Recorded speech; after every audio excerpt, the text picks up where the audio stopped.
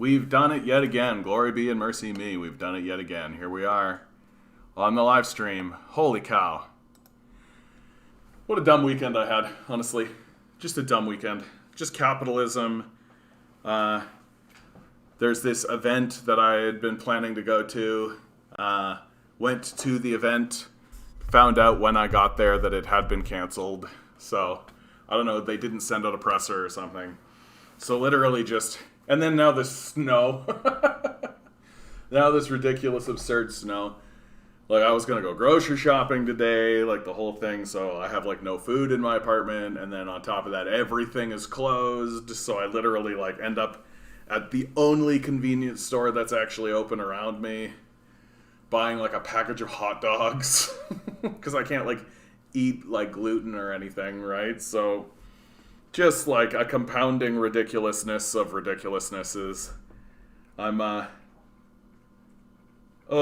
just feel straight up, I feel like I'm burnt out. Like, I feel like I'm burning out, you know? And it's so dumb because it's like, a lot of the stuff that I'm doing these days is like, I am pursuing my own desires. Like, I'm doing the thing that the capitalists say you should do, right? Pull your shoes up or pull up your bootstraps and, you know, get it done, focus on the thing you want, right? Grind set, all of this, and fuck, man.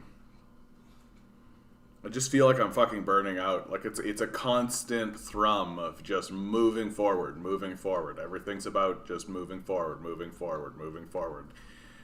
And I don't want to. I want to go sit. I want to go sit on, like, a dock and just, like, stare at the ocean. Watch the clouds go by. Yeah, that would be nice. That'd be really nice. So moving on from me. Today is Martin Luther King Day.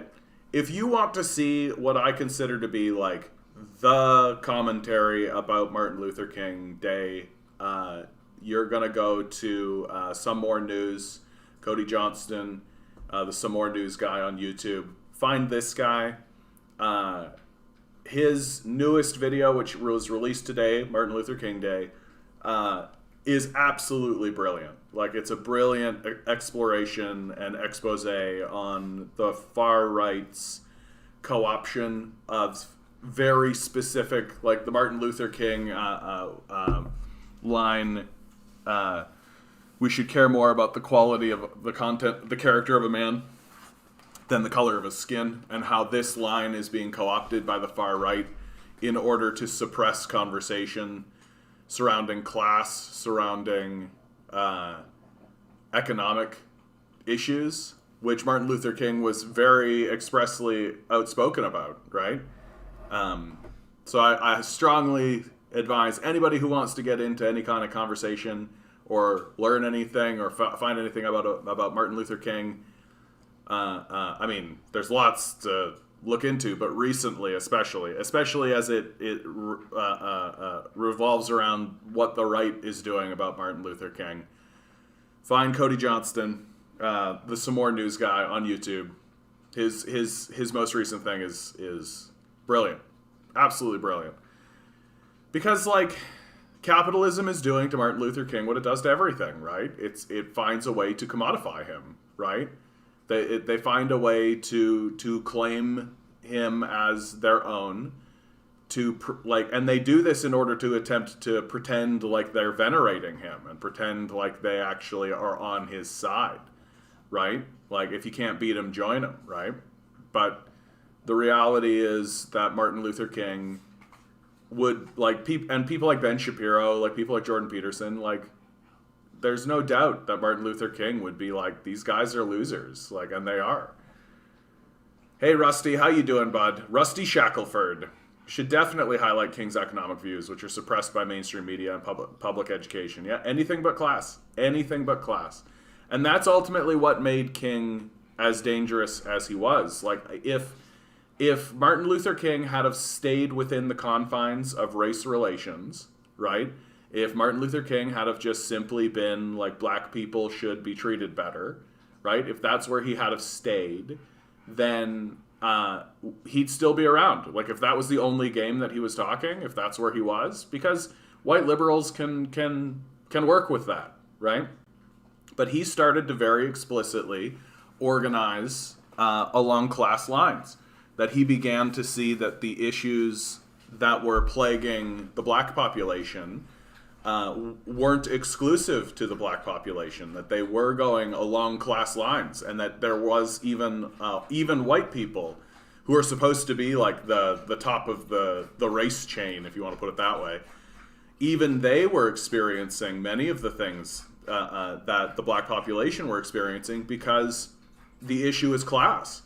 And when Martin Luther King is assassinated, and we know it's an assassination, by the way, we get to use the word assassination because the United States government, in the case that was brought forward by the King family, themselves admitted that it was an assassination, right? That the government paid to kill Martin Luther King Jr.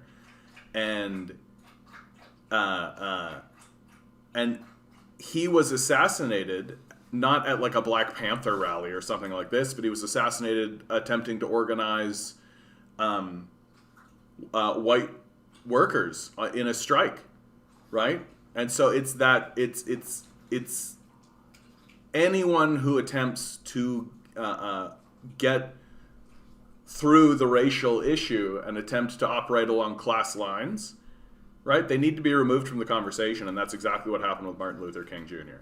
Like, and now they turn around after they assassinate him, right? After these figures assassinate him, and they pretend like they would be on his side, right? They decontextualize very specific phrases and then use those phrases in order to justify. Like, this is literally what they're doing today in the United States. They are using Martin Luther King and his statements as a justification for the banning of critical race theory and any of that kind of literature throughout the school system, right? It's an abomination what they're doing, but they don't care, right? They're psychopaths. They don't care. Yeah, the FBI King suicide letter, exactly, right? Like it's a tacit admission, like, but you don't even need the FBI King suicide letter. Like the states, the government already admitted it. Like they've already admitted it. They assassinated Martin Luther King, and they assassinated Malcolm X too, right? Like. I wonder why there isn't like a left movement going on in the United States. Yeah, because they kill those people. Like they literally pick up guns and shoot them in public where everyone can see it. And everybody goes, well, what are you going to do? Right? Yeah, MLK would be called a tanky today. Absolutely. Absolutely. The man wrote many books and he was very expressive about class dynamics. Right? And what's interesting about Martin Luther King as a figure is that his views were in flux and shifting, right? That lots of like fascist, racist types like to use a lot of King's earlier work, right? Where he still is in this kind of phase of like, why, can't we all just get along? Like we've got to work together, right? Like all this kind of stuff. But King learns from figures like Malcolm X. Like you go listen to fucking Malcolm X, and Malcolm X was like pretty explicit. Like he was very much like, this is a war, arm yourself. These white people are not to be trusted. They will kill you and like imprison you. And take a look at where we are now. Like Malcolm X was absolutely correct. The prison system is absolutely loaded with black people, right? The slave systems, like the plantation system of the South is alive and well in the prison systems throughout America. Like Malcolm X was absolutely correct.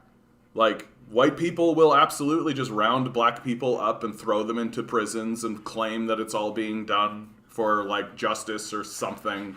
But you go take a look at any of these cases, and it's literally almost any case at this stage, and you're like, it's either a case of where the black person was literally just scooped up and they just were like, sure, whatever, right? Or the guy is like stealing a pair of hedge clippers, and so they give him 20 years, right? It's either that it's literally they're not guilty of a crime, and so they serve a small sentence, or they are guilty of some kind of like minor infraction, and so they're in prison for the rest of their lives. Like those seem to be the dichotomy that exists in the United States. And like, yeah, I'm sure you'll find the one black guy who's actually like a fucking real serial killer and all that, and that'll be the thing that gets used to justify all action against every black person that exists.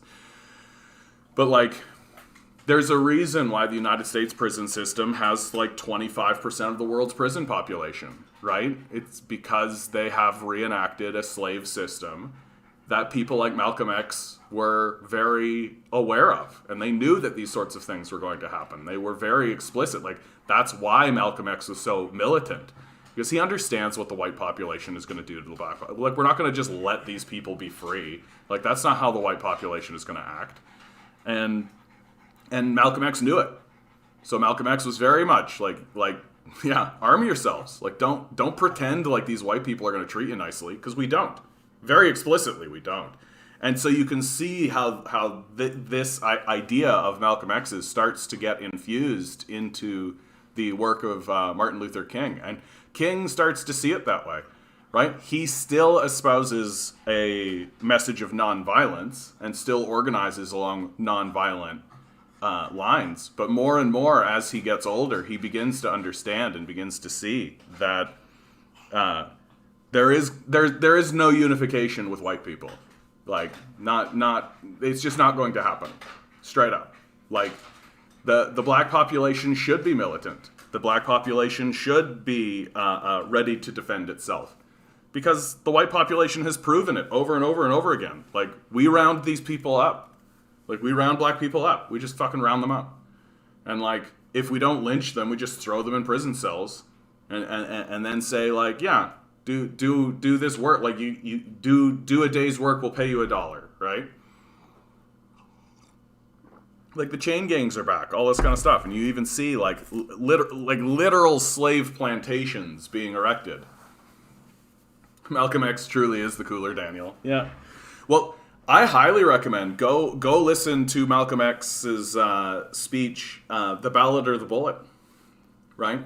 The Ballot or the Bullet, where he's outright, like, very much like, if the white population doesn't concede to the demands of the black population, which they should, like, people should be free, right? Then the black population needs to pick up arms and fight back. Like, he's very explicit about it. And I don't know, given what's going on to the black population today, I have a hard time, like, yeah. Like, I have a really hard time looking at Malcolm X and being like, I don't know if Malcolm X, I don't know, like white people do, right? Well, you know, if it, and literally I'm like, what the fuck are you talking about? Like, the white population has structurally destroyed black people for hundreds of years. Like, and you're telling them, how dare they fight back? No, get fucked. Like, they should fight back. Like, they should fucking completely fight back. And, like, there's a reason why Martin Luther King finally started to say that he actually thinks that the larger problem aren't the far-right fascists, right? Like, the far-right fascists are obvious and you can deal with them, but the true villains of the story are the white liberals, right? The people like Justin Trudeau, who mouth platitudes, who sort of tilt their head and go, oh, that's so, but then ultimately ally with the neo-fascists, right? Because the neo-fascists are obvious, like, they're an obvious evil. Whereas, like, Trudeau liberal types, they pretend like they're not, right? They pretend like they're better. And so this creates this dichotomy that exists in the society, which culminates in the slogan, gotta vote liberal or the conservative gets in, right? And you pretend as though those two are somehow different, because one lies more effectively than the other. Right? One is just like a barbarous, destructive ape who literally thinks enslavement is good, and is explicit. Like, will outright say it in front of your face. Like, doesn't give a shit. Is literally like, sell yourself to the capitalist death cult. And if you don't get, and if you're betrayed and thrown out in the street, then it's your own fault. Right? That's a classic conservative position. Sure, they phrase it differently, but that is what they're saying. Whereas liberals will be like, no, everybody should have equal rights and equal control of everything. and everyone's needs should be taken care of and all these kinds of stuff. They'll like mouth the platitudes of leftist sort of rhetoric. But then when they get into power, they act exactly like the conservative would. Like, they're not different in that regard. So when people are saying, like, oh, gotta vote liberal or the conservative will get it, I'm just like, so? Like, there's literally no difference between these two except, like, a haircut. Like, really. Like, liberals dress better. Like, that's it. Like, they're better dressed, right? They speak a little bit better, right? But, like, I don't see the difference.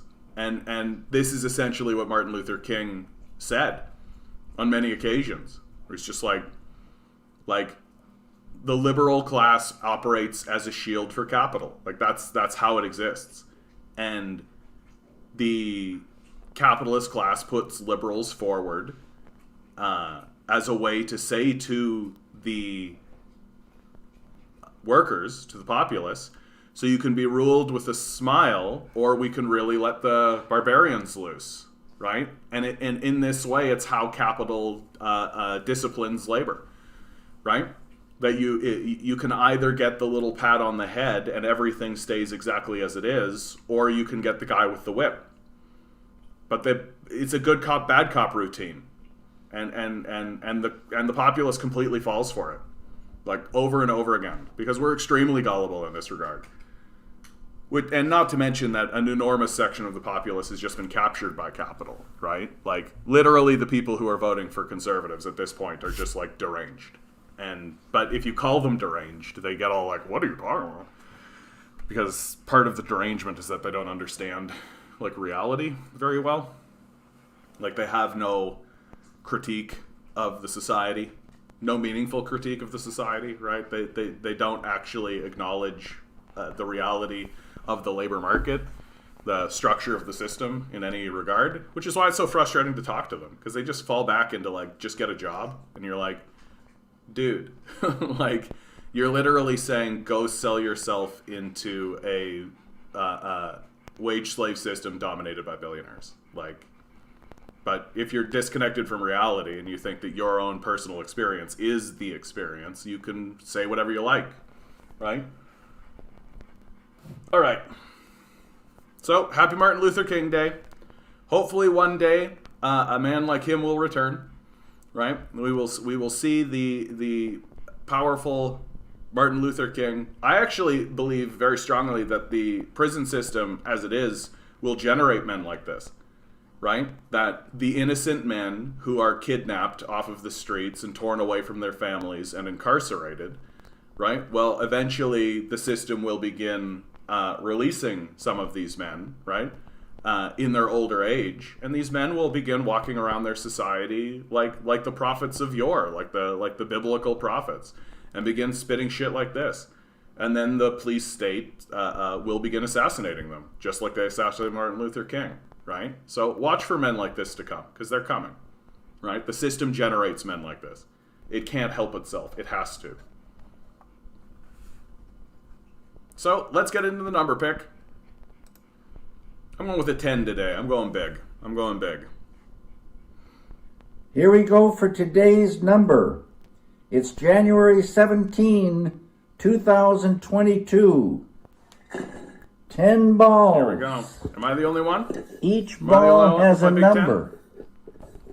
We got a 9 from Major. Numbers 1 through 10. You guys are just going to count down? Be like 10, 9, 8. Here we go. So who's 7? Mock. You're 7, Mock. We know that. So who's the 6? Grinning, breaking the pattern. How dare you, sir? All right, here we go. Swirl the numbers. Today's number is 10. I'm the greatest person alive. The David Lynchian energy coming forward with me. My favorite David Lynch quote, without a doubt. As a matter of fact, God is gay. Would you like to clarify that? No.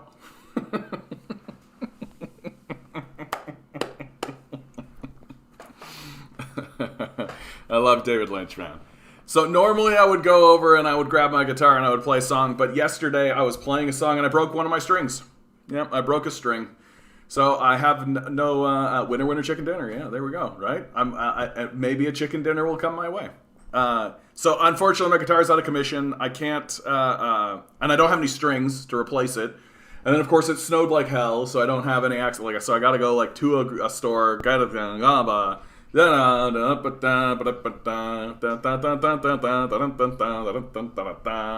so there you go. There's the song. A little bit of Kirby for you. I think that was Kirby.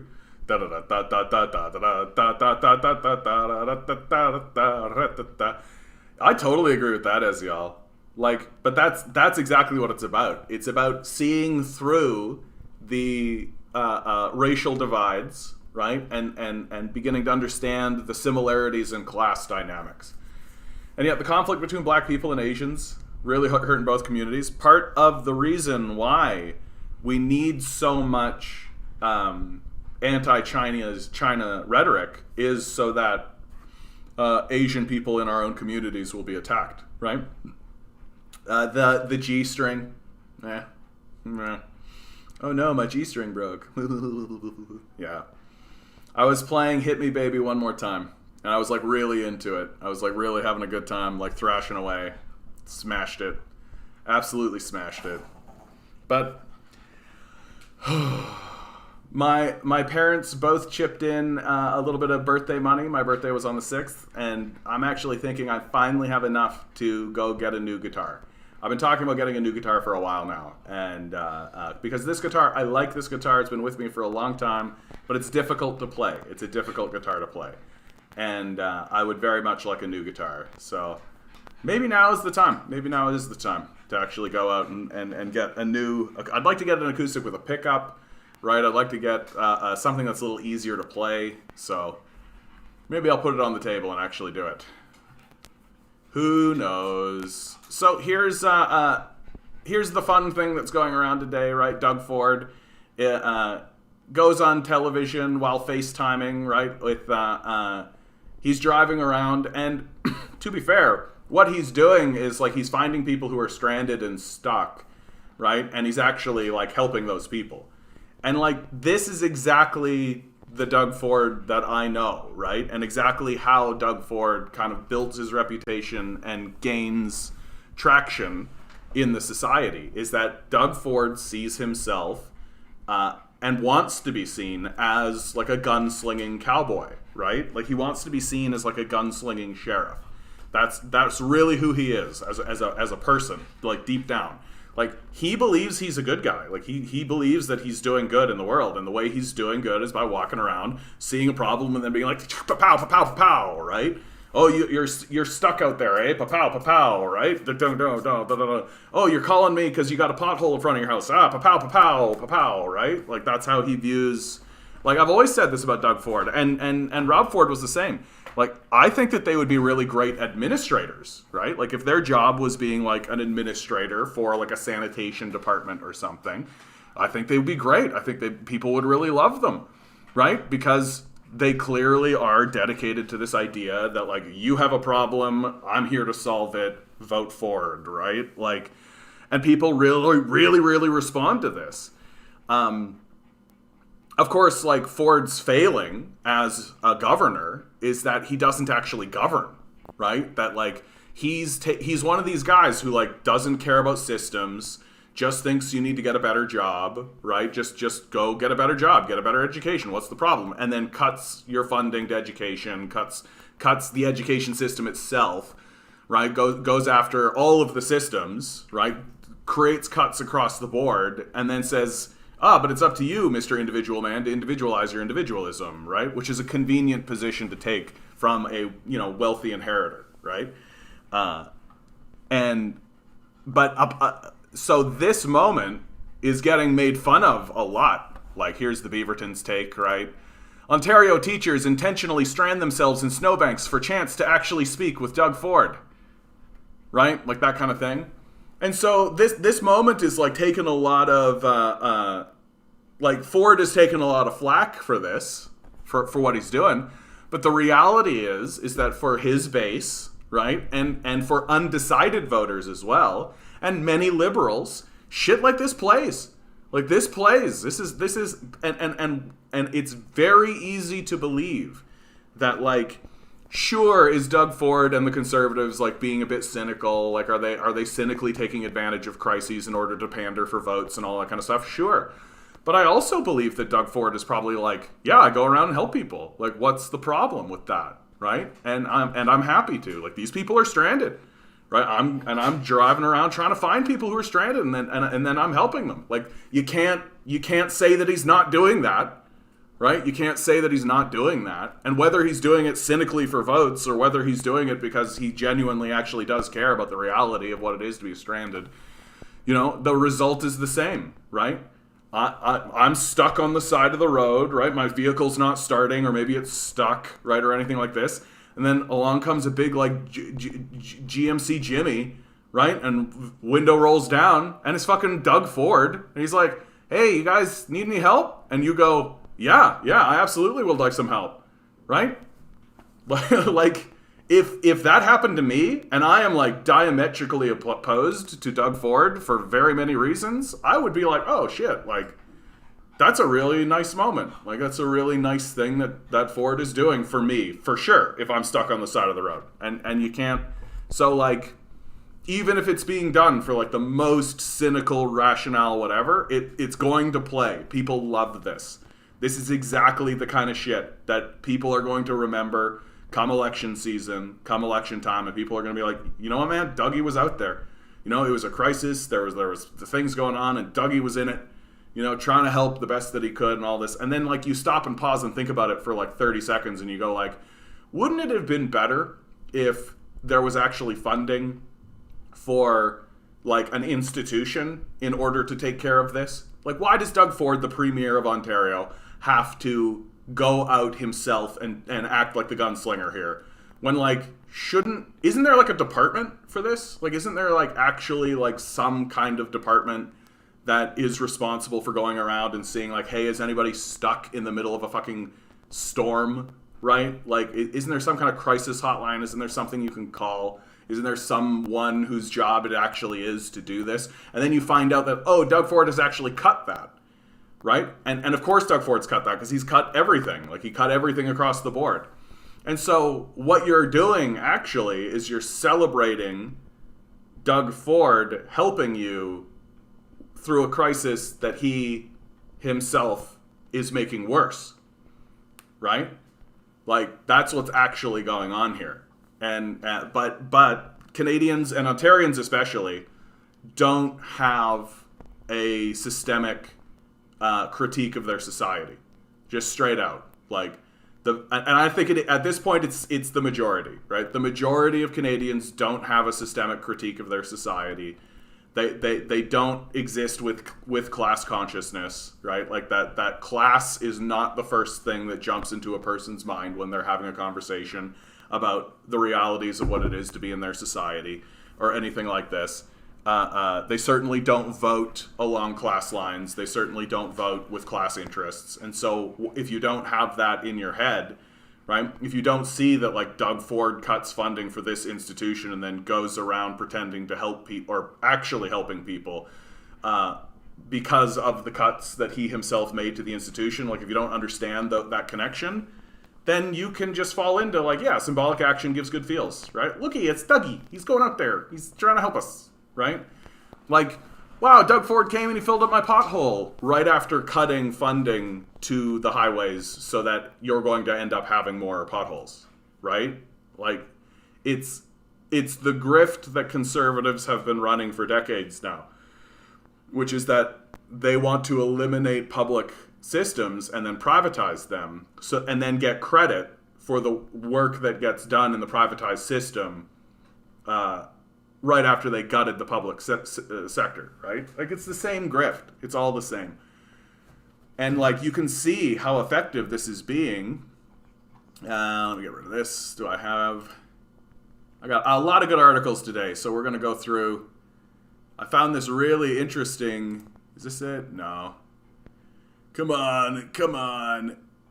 I had it. It was right. Oh, yeah. No. Yeah, like, people are pointing out healthcare system for 14.75 million people being overwhelmed with less than 5,000 people in hospital. And that is because, come on now. There it is. Found it. And that is because if you take a look, here is a OECD hospital beds per 1,000 population. This is 2013, so it's probably gotten worse from here, right? So in Japan, you have 13 beds for every 1,000 people in the population. The OECD average is 4, so for 4.8, so closer to 5. So for every 1,000 people, there are 5 beds. Ontario has 2.3. So we are half. We are. I'm wording this so badly. Like we are less than. We're so below the average. We're like half as bad as the average, and Canada generally is at 2.7. Like Canada is worse than Slovenia, Estonia, the Slovak Republic, Belgium, the Czech Republic, Poland, Hungary, right? Like, and we're all like pretending as though, and now the conversation is becoming, well, you know what the solution would actually be? It'd be to let people privatize. If you let people privatize, then everything will be a lot better, right? Like that's what's happening now, and it's so stupid, like it's so dumb. Like you actually do have to be thick to actually think that the solution is privatization at this point. So like that's a good 50% of the society at bare minimum, I think. Like there's a huge chunk of the population that's stupid enough to buy into this narrative. That's like, oh yeah, the solution is to attach a parasite onto the side of the system who will suck away wealth and put it into offshore accounts. And that will somehow make things better. Like, that's literally the conversation we're having now. And it's so fucking dumb. Like, it's so fucking dumb. And you're like, why will it make it better? Competition! That's literally as far as they've gotten. Competition breeds innovation! Do you have any example of that actually happening ever? No. Okay, bud. Or they'll say something like, Bill Gates! It's like, oh, okay.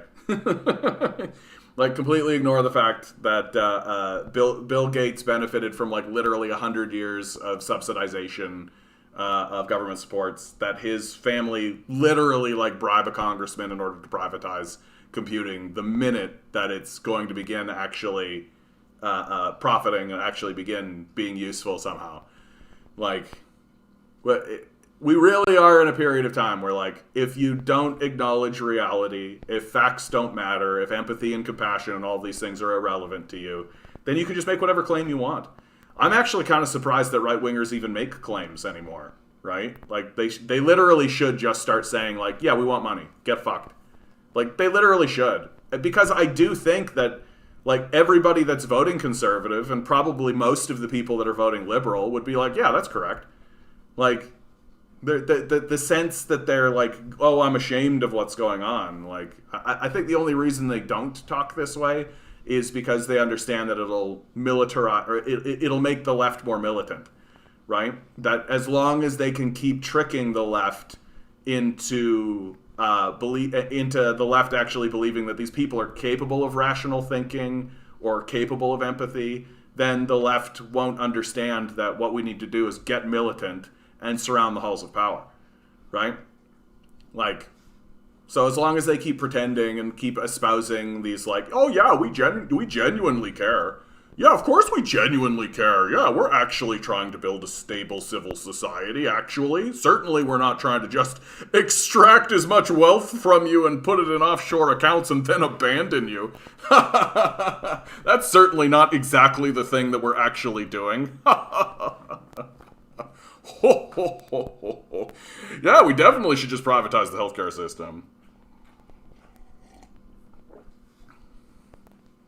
Yep, a church I know would recruit one destitute family from the community, parade them in front of the congregation a few times per year, to get donations, right? They got to maximize their own profits, right? And that's how the churches exploit the system of poverty that they vote to maintain, right?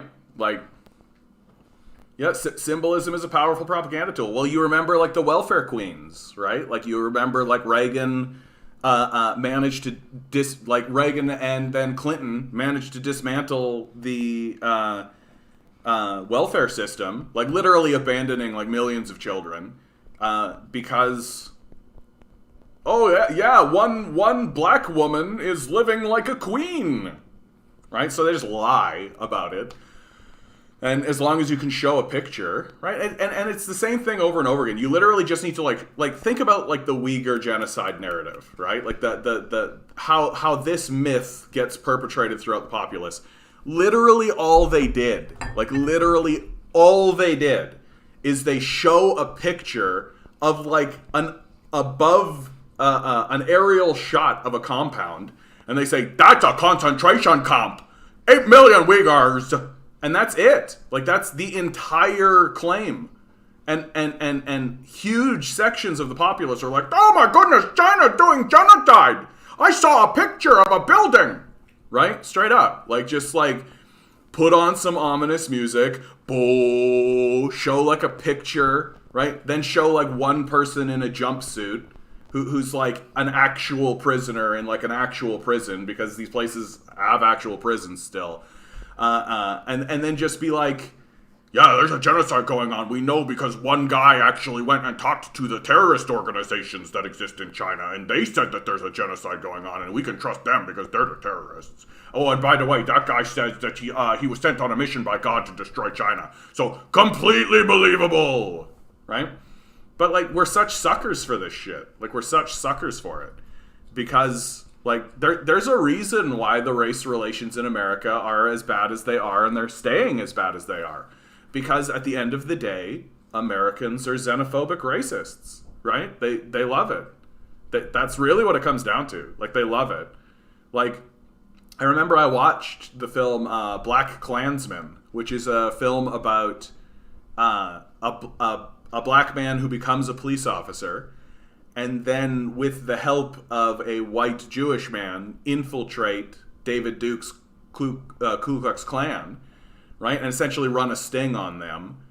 And it's a very successful film. I highly advise everybody to see it. But there's one scene that really, really sticks with me, that just bubbles up in my consciousness all the time, where a group of white supremacists, like the Ku Klux Klan members, are watching a film, and I of course forget the name of the film offhand, but it is like a white supremacist film where black people are shown as like dim-witted monkeys, basically, right? and like really, really idiotic. And the people who are watching the film were like clapping and like shouting at the screen, and there was one woman in particular who was screaming things like, "It's a masterpiece! It's a masterpiece!" And I thought at the time, like, oh yeah, it seems a bit on the nose, like seems a touch on the nose. But then I went and did a bit of research on it, and I was like, no, that's literally how they acted when they watched these films. That they would clap and hoop and holler and shout things at the screen like masterpiece and brilliant, right? And it's like overtly, openly racist. And this is happening in like the 60s and the 70s. David Duke is still alive, right? Like and it really is, the reality of the situation really is that huge groups in America and Canada are just racists. They're just racists and xenophobic. And so if you literally just need to like hold up a piece of paper and be like, look, it's a concentration camp. And everybody goes, oh, completely believed. Like, believed. Like, I don't need any evidence. I don't need any actual further claims. It doesn't matter that the BBC literally sends a film crew into these places and shows that there is no genocide explicitly, right? Like, for God's sakes, the BBC actually, like, straight up captured people going home at the end of the night in these schools, which is what they are. Right? And it's like, so much for your fucking sinister genocide. Like, can you imagine if the Nazis let film crews go into the concentration camps? Do you think they would be able to hide the reality of a fucking concentration camp if somebody actually sent a film crew in? Do you think they'd just be able to pretend like it's not happening? Probably fucking not. Like, probably not. And so, like, on today, Martin Luther King Day, right? it's important to remind everybody that, like, there are huge groups of, like, banal racists, and not racist in that, like, oh, we got to round these people up. Like, those are the extreme far right guys. But just like your normal liberal voter, right? Like, just like a normal kind of guy who is going to say things like, well, yeah, of course I think everybody should have equal treatment and all of this. And then if you say something like, well, hey, how about some restitution then? Like, we could do restitution for the black population, right? Or the First Nations population. How about some restitution? Oh, well. Oh, well. So as long as it doesn't matter, right? Like, as long as it doesn't matter, as long as it doesn't actually affect anything, as long as it doesn't mean actually, like, planting your flag and saying we are going to do what should be done in order to try to unify this country, or at least make peace between peoples, right? At least try to right the wrong. As long as you don't have to do anything, then yeah, liberals will just mouth along with it. But the second it comes to actually doing anything about it, well, then suddenly those white supremacists on the right are looking pretty good to these people. Yeah, Kente cloth racists. Yeah, exactly. I had a quote from Kente. Kente. Why am I blanking on that name? But I think I shut it down. Anyway.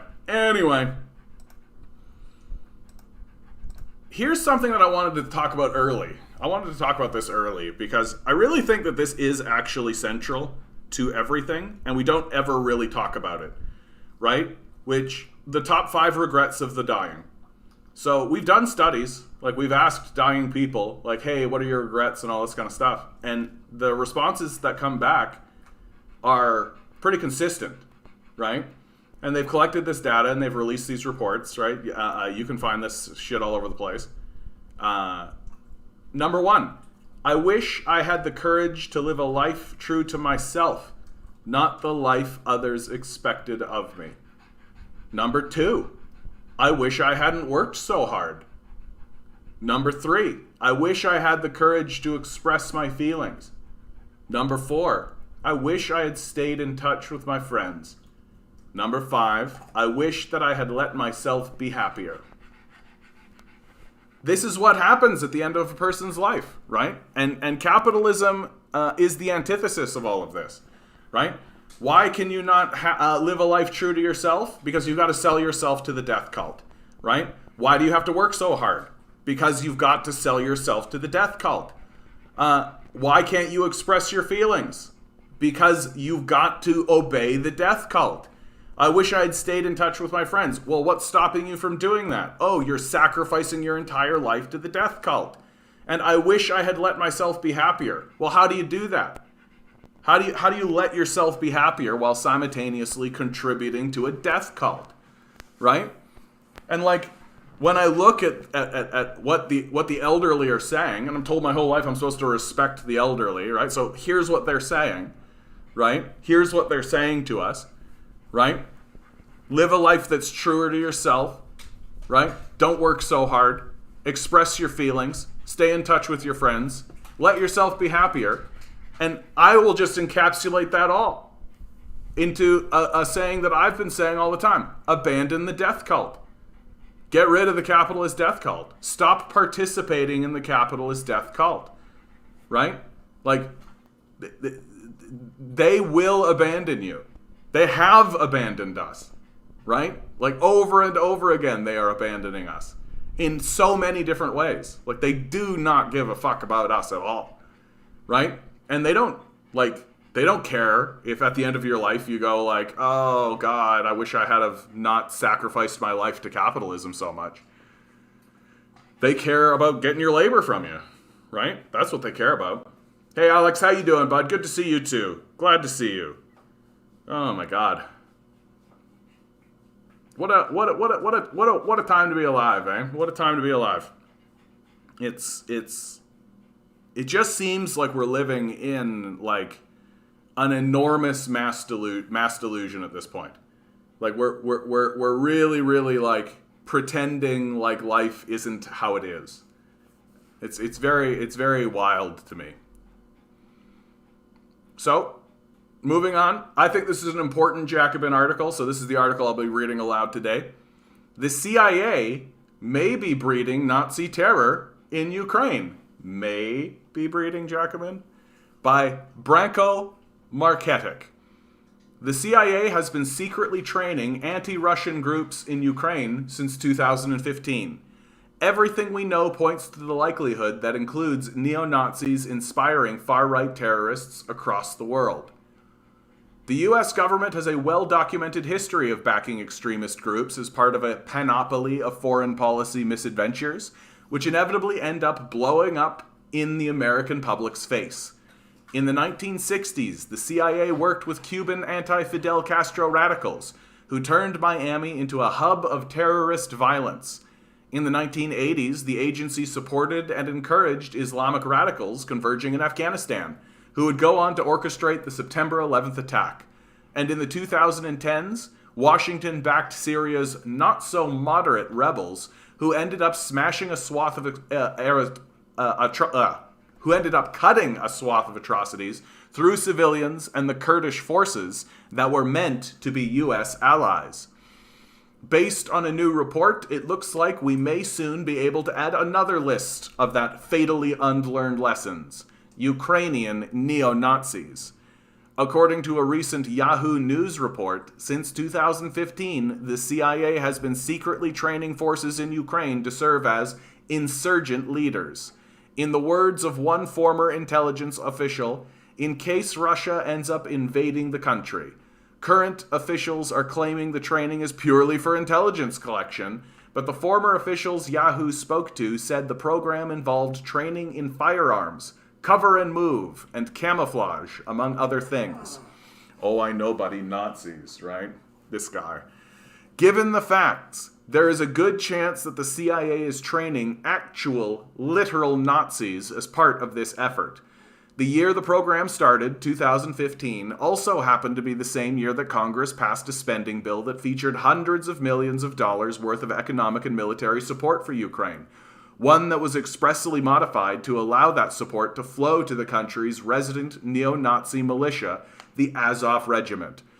According to The Nation at the time, the text of the bill passed in the middle of that year featured an amendment explicitly barring arms, training, and other assistance to Azov, but the House committee in charge of the bill was pressured by the Pentagon months later to remove the language, falsely telling them it was redundant.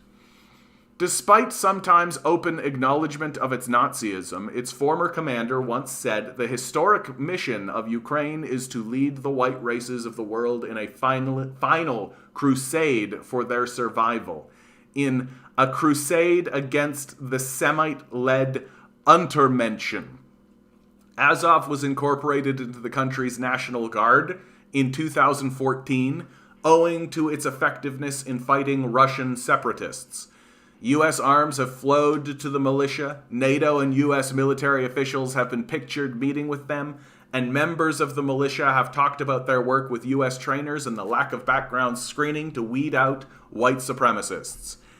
Given all this, it would be more of a surprise that the neo-Nazis of Azov haven't been trained in the CIA's clandestine Make an Insurgency program, and we're already seeing the early signs of blowback. A number of prominent individuals among far-right extremist groups in the United States and Europe have actively sought out relationships with the representatives of the far right in Ukraine, specifically the National Corps and its associated military, the Azov Regiment, states a 2020 report from the West Point U.S. Military Academy's Combat Terrorism Center. U.S.-based individuals have spoken or written about how the training available in Ukraine might assist them and others in their paramilitary-style activities at home. A 2018 FBI affidavit asserted that Azov is believed to have participated in training and radicalizing United States-based white supremacy organizations, including members of the white supremacist Rise Above movement, prosecuted for planned assaults on counter-protesters at far-right events, including the Charlottesville Unite the Right rally that Joe Biden later co-opted as a rationale for his presidential campaign. While it seems the perpetrator of the Christchurch Mosque massacre didn't travel to Ukraine as he claimed, he clearly took inspiration from the far-right movement there and wore a symbol used by Azov members while carrying out the attack. Since taking office, Biden has launched an incipient? Anytime I see a word I don't know, sorry, we're stopping, what's this mean? An initial stage beginning to happen or develop.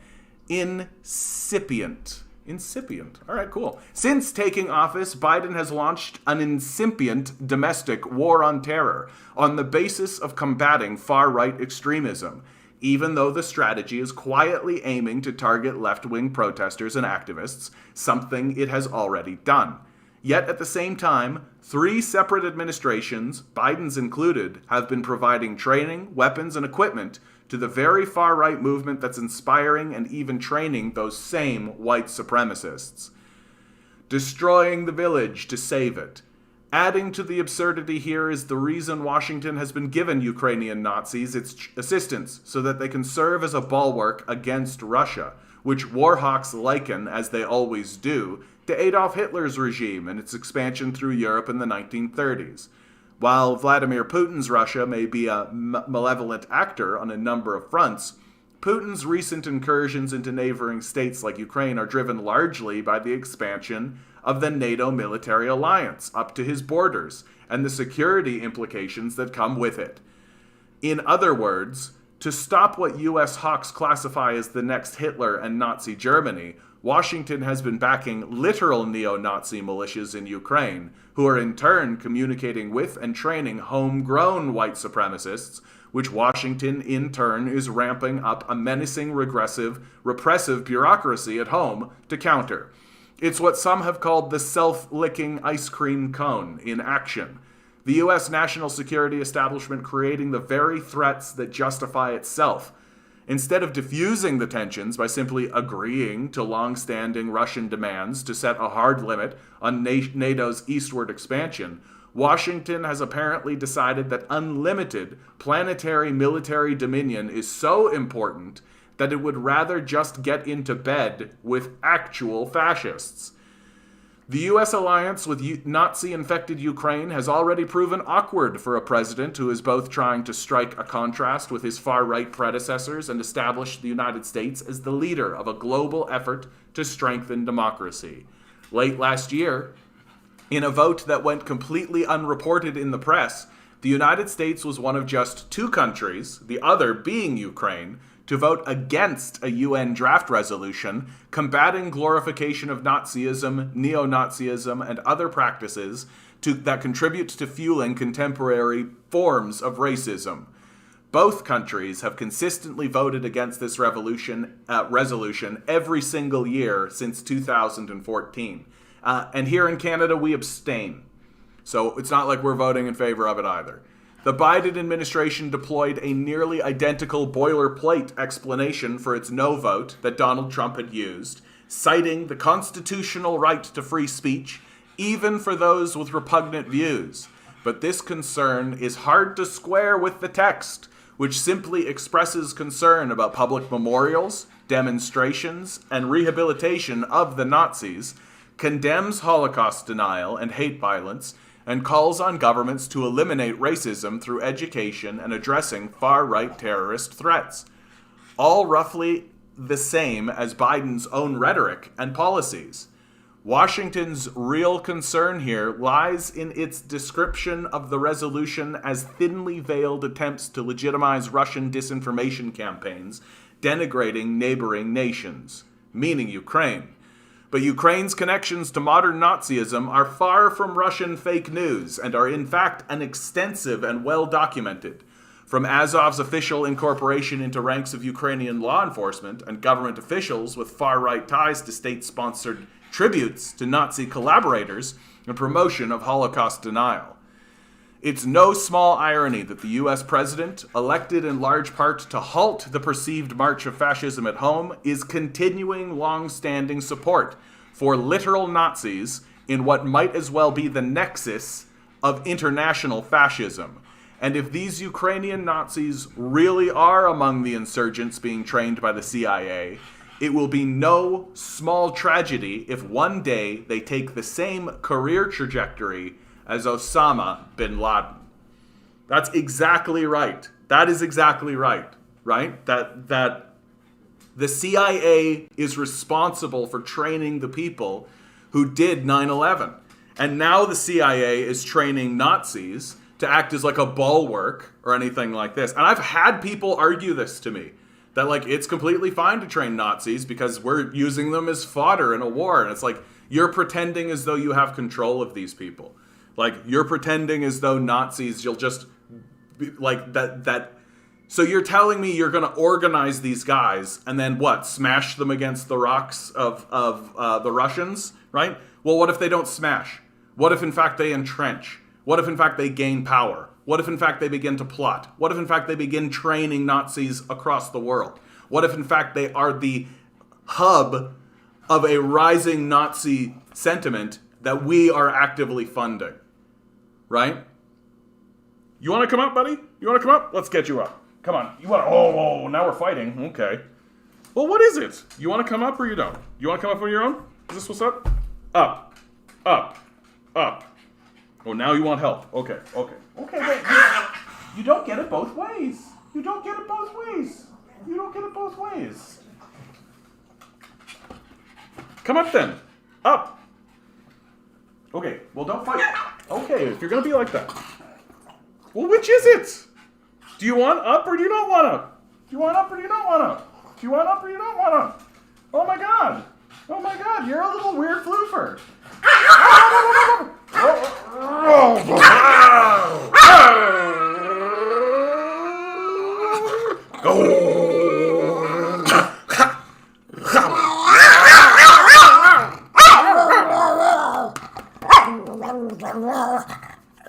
He sounds vicious, he is not. He's just playing.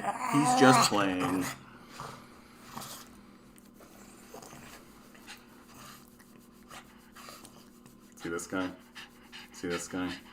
This is what happens when I get talking about Nazis, man. I start talking about Nazis and Milo gets all just like, oh, Nazis. Nazis are so bad. Yeah, free speech doesn't work that way, yeah? A slap on the wrist for Nazis, a spiked bat for communists, exactly. Also, they actively fight against the left and defund Nazis for free speech. Where's our goddamn free speech? Yeah. Nazis don't get free speech. They get abandoned Italian mine shafts and Slovenian pits. Yeah. Yeah, dude, like... I don't understand why we're having a conversation about why Nazis are bad. Right? Like, that... It's very much how we're like having a conversation about whether or not people should have food and shelter, right? Like we're a depraved people. Like we've lost a connection with what is real in the world and what is actually happening. And like if you fund Nazi groups, they will get stronger. Like I don't know why that's so difficult. And like the justifications that liberals use to support this kind of like obvious grotesque nonsense, like we are going to be faced up against like Nazi groups who are taking over Ukraine, who are like taking over Poland, right? And like like if you give millions of dollars to these organizations and allow them to organize, right? Like you're not going to have control of them. And it's the same mistake that we made with like the Taliban and Al Qaeda and all these guys. Like it's the same mistake over and over and over and over and over again. And like we just don't care, you know? It's like we legit just don't care. We're just like, yeah, whatever. Oh well, you know that's what it's like being in Canada. Yeah, and no shock. Generosity among Canadian taxpayers at a low point in 20 years. Yeah, the society has gone psychopathic. Like, are we surprised by this? Right? The total percentage of Canadians donating to charity has fallen to 19% from 25.5% over the last 20 years. Saskatchewan taxpayers ranked 4th in generosity. Manitoba ranked 1st, thank you. Thank you, Manitoba, my home province of Manitoba. Donating to charity has hit a 20-year low. We also find the shared income donated by Canadians has hit the second lowest point. So this is very concerning, especially for the most vulnerable people in our society. And it's hilarious because it's coming out of the Fraser Institute, as if the Fraser Institute cares about the vulnerable people in our society, right? The Fraser Institute literally like attempts to abandon poor people and the disabled. Like that's their whole thing.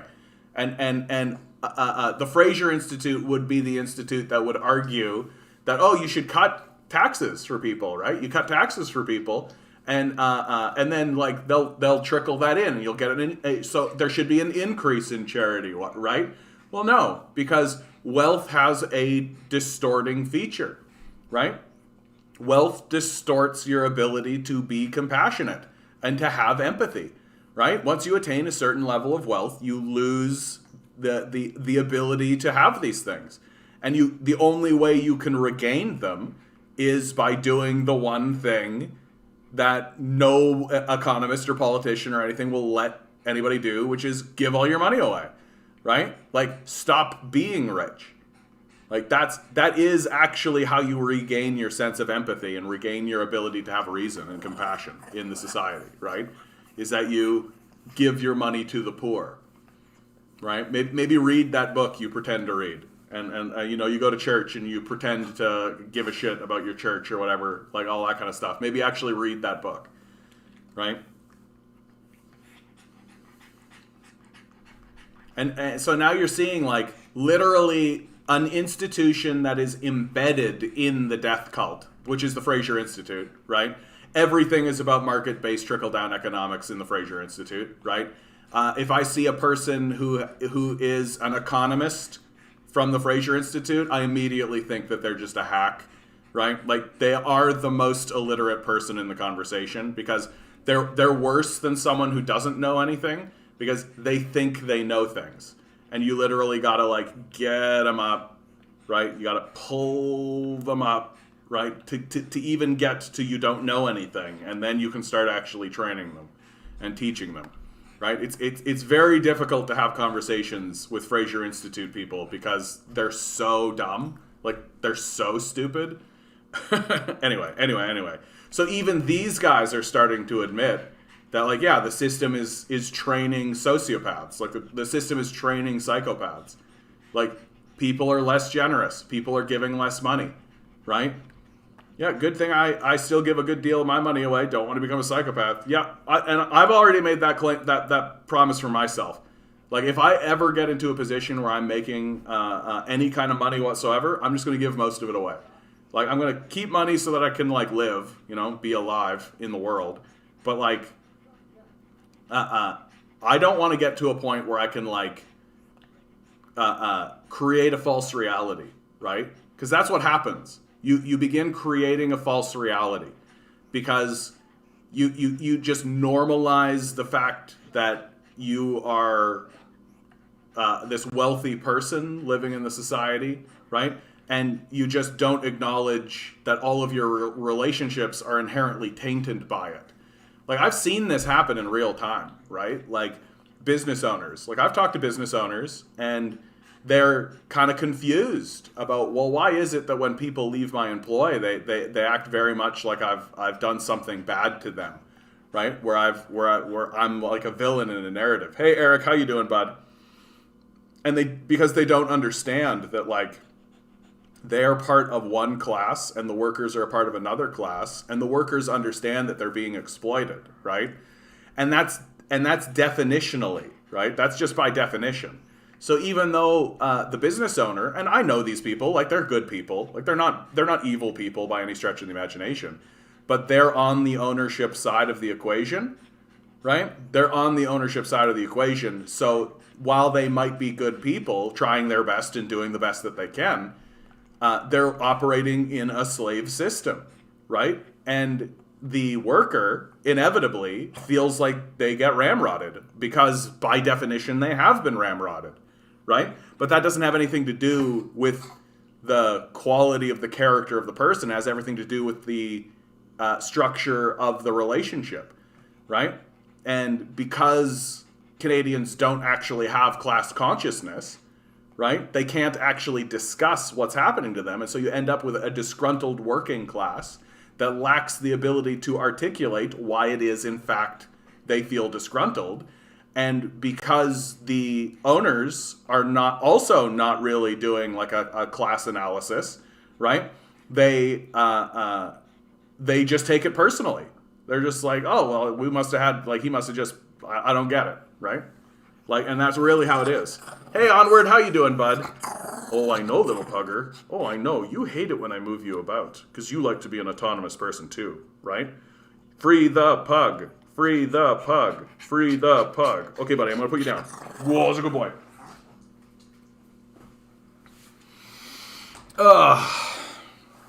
So we're witnessing everything I'm saying. We're witnessing it happen in real time now, right? Like almost every day, I'm finding more articles that are literally just like, yeah, the culture is in decline. Like we literally don't care about one another. Like and now it's literal. Like that's not abstract. Like we literally care less about one another in fundamental ways. So we're literally cutting taxes for the wealthy people, right? We're cutting taxes for the wealthy. And then they turn around and they give less of it away, right? Like it's a mental illness at this point, and it should be talked about that way. I mean, I consider it a mental illness. Yeah, dude. You have no idea how huge a diva Milo is. Like he is the biggest diva ever. Like literally. So it snowed like crazy today. Like we got a huge amount of snow. Probably the biggest snowfall I've seen in Toronto. Like period. To be fair, I haven't lived here forever, but like it's big ass snowfall. And so on days like this, when Milo goes out, he's like, I don't know, I don't think so, buddy. I don't think so. I took him down twice, right? And he didn't pee and he didn't poo. This is exactly what he does when there's big snowfalls. He's just like, no, it's still everything's too big and different. Where's all my smelling spots? They're gone, and I can't go down the stairs because they're covered in snow. And he really just acts like a total diva. And then literally, I'm back up. So he doesn't pee, doesn't poo, right? Like, and so 5 minutes until I hit the live stream button, right? What's Milo do? He walks over to the door and he scratches on it. So I get him downstairs, and the whole time he's just like, I don't want to go downstairs. I'm like, this was your idea, dude. You scratched on the door. And then we get him down, and then he's just like, okay, I guess I'll pee. I guess so. Ugh. It's a miracle I got the stream started on time. And the whole time I'm like, come on, buddy, hustle. And he's just like, why are we hustling? I don't understand. Yeah, so he's an enormous diva.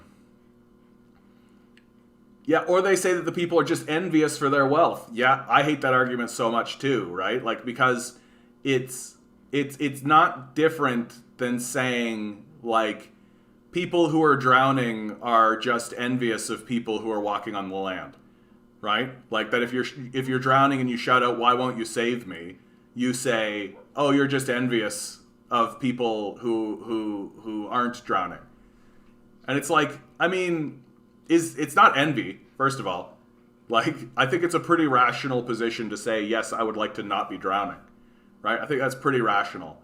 But again, like, the wealthy are looking for any excuse, right? And that's a very convenient one, right? It's very convenient to just say to a person, like, oh, you're just envious, right? Because it turns you into the bad guy, right? And like, but it's just a continuation of the class war, right? Like, which is ongoing. 3 feet of snow on our driveway today, good workout? Yeah, that would be a good workout. Yeah, speaking of working out, man, I gotta get into it. I gotta get into it. I just keep talking about it, and I'm like, and every time I like do some yoga or do something, I feel better. I do. I just like gotta get my act together. And like simple stuff, just like 10 squats, 10 push-ups. Like I don't need to like Joe Rogan lift 28 kettlebells a second, you know, like fuck that. But like, you know, I gotta do something, right? I gotta do something. You know, I wanna like when we get into like August, like July, August, right? Like I want to be able to go to the beach and be like, yeah, look at me, I look all right. Like, that's what I want. Anyway, got to get into it. They talked up a winter storm here all week and managed to spit snow for about 30 minutes, never stuck to the ground. Oh man, that's always hilarious when that happens.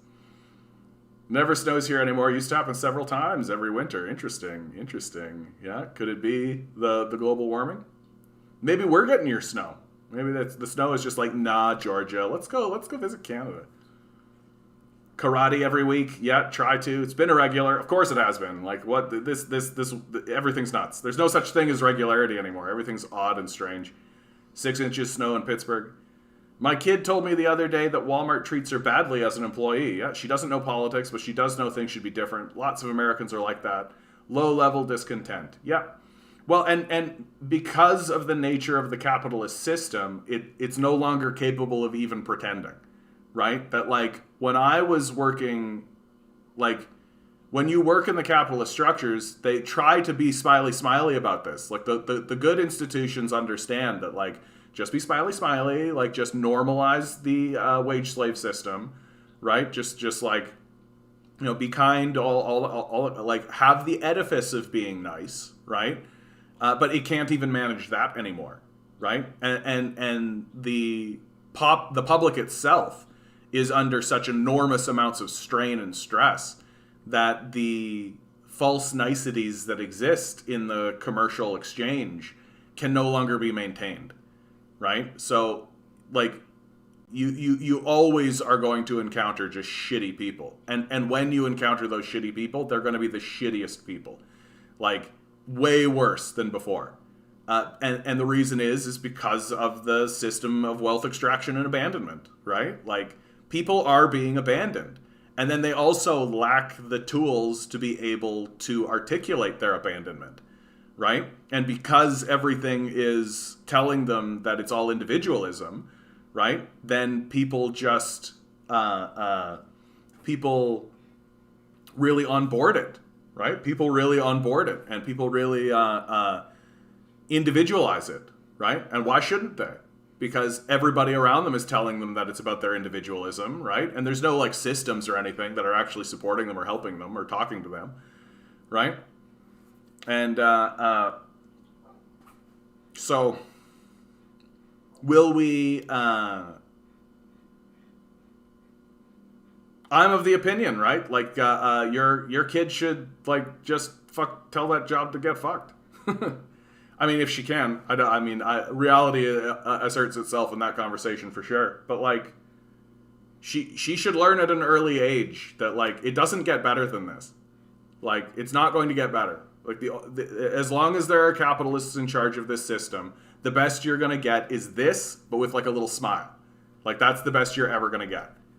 So, and because and I've worked with people who, like, other workers will, like, take it out on the other workers, right? Or they take it out on management or something. And it's like, no, dude, like, you've got to get more class-based in your thinking, right? Have a good one, Alex. Global warming is just a leftist myth. We need more oil and gas. My favorite is, like, we need more oil and gas in order to stop global warming. That's my absolute favorite one, that the liberals, like, Justin Trudeau said that once, and I immediately was like, oh, this guy's a fraud. Like, because that was his argument. He's like, yeah, we need to extract more oil and gas in order to transition for global warming. It's like, you're such a fucking fraud. What an enormous fraud. Hey, Vince, how you doing, bud? Halfway through the RFK Fauci book. It's really wild. Yeah, I've heard things about that book. Yeah, it's just people aren't working hard enough. That's all. Just keep working harder. Don't change the system. Yeah, everything will be fine. Yeah, totally. Thoughts on the fourth industrial revolution / transhumanism?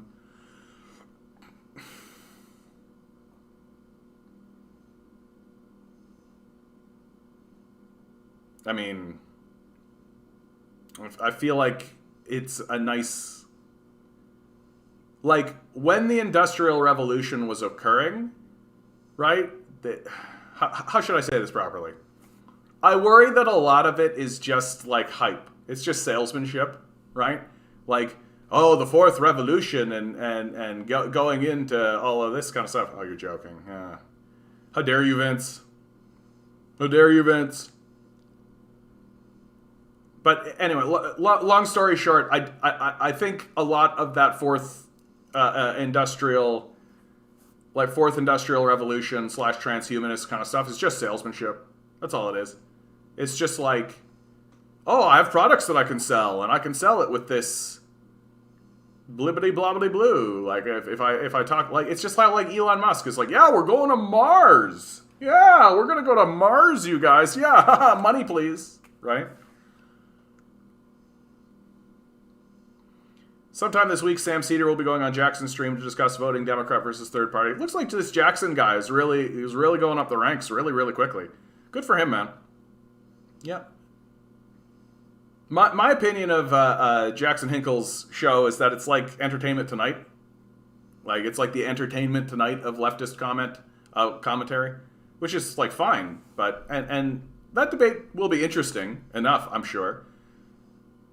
Honestly, I just wish Jackson, like, anytime his content comes by me, it's always like, so-and-so owns such and such. Like, so-and-so wrecks so-and-so. Like, destruction. Like, owned schools. And I'm just like, nah. Like,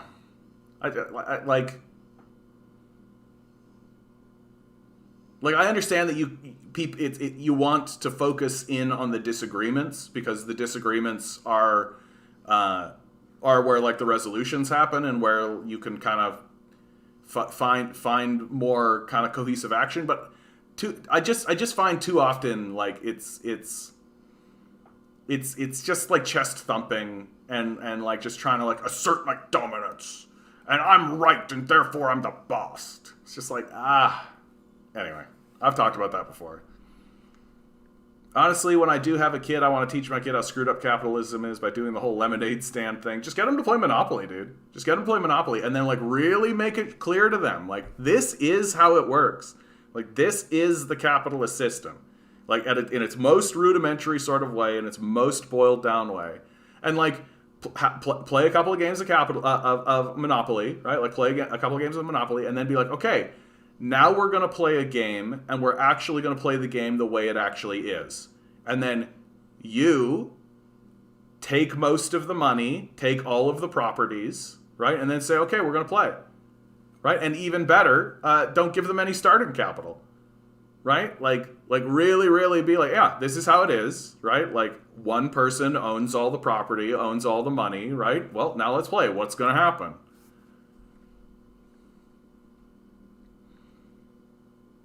No one took care of me. I popped out of the womb and started selling lemonade immediately. Quit being lazy. Exactly. Yeah, all you got to do, all you got to do is buy one bag of lemons, right? And then you take those lemons, you make some lemonade, and then you sell all that lemonade, and they take the money that you made from making lemonade, and then you buy more lemons, right? And then before you know it, you're the lemonade king of Lemonade Town. That's how it works. Yeah, I wish I could do more emojis on YouTube chat. It's not the wage, it's the social relations, but more money helps alleviate the pain. Yeah, that's for sure. There are rumors that Parliament will be dissolved this October. Doubt it. Don't see a reason as to why they would do that. Doesn't make any sense. No. We are in a minority government position, right? We're in a minority government position, and it really does look like these liberals are not responding to the needs of the populace. Like, we're going into, like, by certain metrics, this wave that we're in now is the worst wave that we've been in. And there are plenty of people who are calling on the Canadian government to get to a return of CERB, right? Like, this conversation is ongoing, right? And it really does look like these liberals are not responding. Like, straight up just not responding. Like, and if you've been a person who has been, like, not able to find work, especially, like, your arts sector people, right? Who already, to begin with, were fairly well abandoned. Like, the year I graduated from art school was the same year that arts funding got cut by, like, 80% across the board. Like, it was a gutting that happened. And there's never been, like, a return. Like, we've never gone back to it. It's the classic, like, conservatives come and cut, and then the liberals come and maintain. And then the conservatives get in and cut, and then the liberals come in and maintain, right? And so there are people who just, like, have not had work this whole time, and we're relying on the CERB, and then the CERB gets changed into the CRB, and then the CRB gets changed into this other thing that nobody can get. And so, like, the liberals aren't responding. They're literally not responding. And it's the same thing with the housing crisis, right? The liberals are just not responding. And eventually there does come a point where, like, if you're the NDP sitting there, you're like, what is it exactly that I'm propping up? Like, that's the question that someone like Jagmeet Singh and the NDP need to be asking themselves, right? Like, it's one thing to prop up the Liberal government as they're passing the CERB and as they're actually moving forward with that kind of legislation. But then the Liberals work with the Conservatives in order to gut it all and slash it all apart, while the NDP the entire time are saying, like, hey, we need to actually maintain this shit. Like, people are in trouble. Like, people are drowning here, right? And then what? The Liberals are going to move forward and they're just going to be like, yeah, we gutted all that, but like, off we go to the races, right? Just get a better job, right? And the NDP are just going to let go along with that, right? Like, there does come a point where if you are if you're in a minority position, if you are in the power position, and the power position is actually the small party that props up the larger party, right? If you are in that power position, you got to make a call, right? And I could see it. Like, I wouldn't be thinking about supporting these Liberals, right? Even if I was the NDP, I'd be like, no, bro, like, no, like, these guys aren't even acting like Liberals, right? They're not interested in incremental reform. They're not interested in like actually improving any situation. Like, what are these guys actually doing, right? And when you actually look at how these Liberals are acting, they look like Conservatives to me, right? So why would I, a party that is ostensibly a Liberal party, which is the NDP, why would I continuously want to prop that up, right? Like, it's like, there's a reason why Aaron O'Toole has been able to move his party to the left so successfully. It's because it wasn't a far walk, right? Well, it wasn't like he had to like, he literally just like shuffled on over and he was there.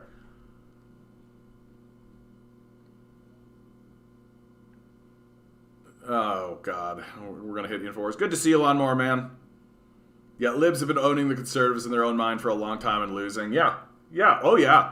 Like, you can see it all over the media, right? That, like, the Democrats, like, it's projecting in huge ways.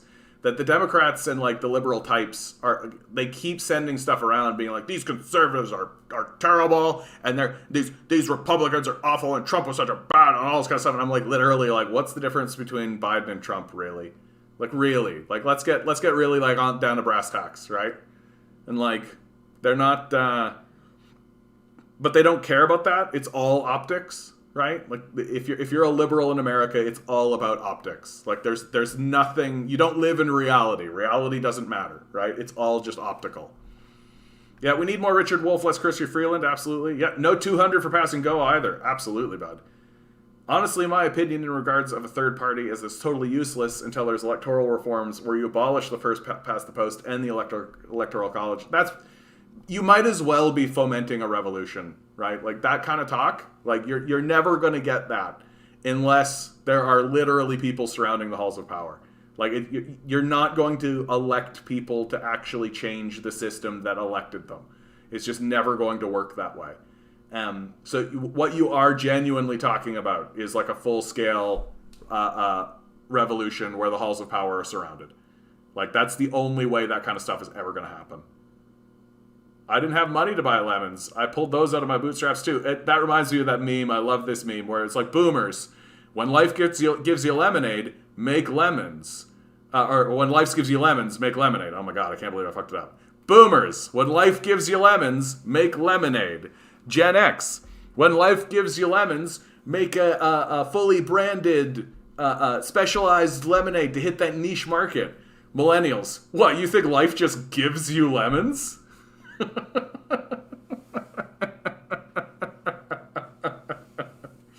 That's exactly how I feel about it. Just like, what, you think life is just giving people lemons?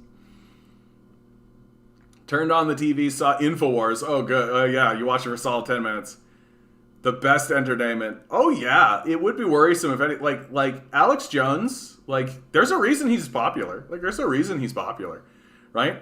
He's very passionate about what he says. He's very entertaining, right? We got to be really worried about what's going on out there, everybody. Our government's turning against us, and we got to do something about it. They're putting steroids in the water and turning the frogs gay, right? It's very concerning. The CIA is doing all kinds of things out in the world today. Although Alex Jones doesn't actually talk about the CIA because he's a CIA spook. So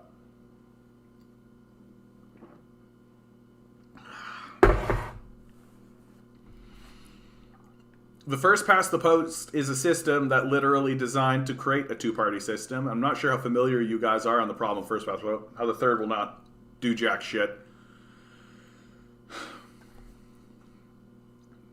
I'm of two minds on the third party thing, right? Like, if you were to get enough political power, enough political will from the populace in order to actually erect a third party and have it be meaningful somehow, then, like, is that any different than just, like, a revolution? Like, you will need revolutionary energy in order to do it. Period. Even to have the edifice of it, even to have the structure of it, right? You would need revolutionary energy. Like, without a doubt.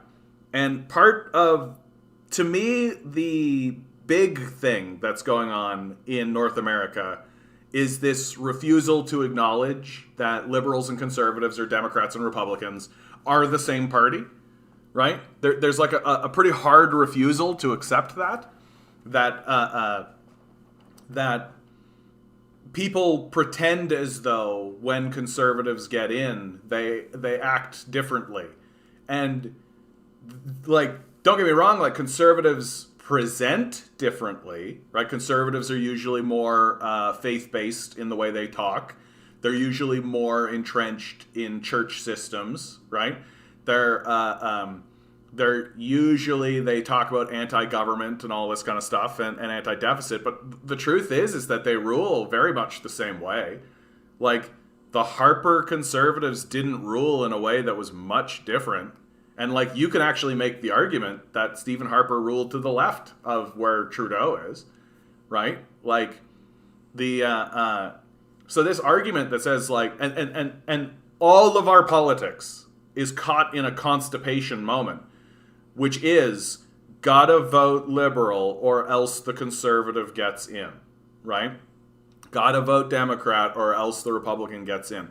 And the faster we get to it's irrelevant. Like, the faster we get to that, the easier it will be to foment the revolutionary energy that would be even required to erect a third party.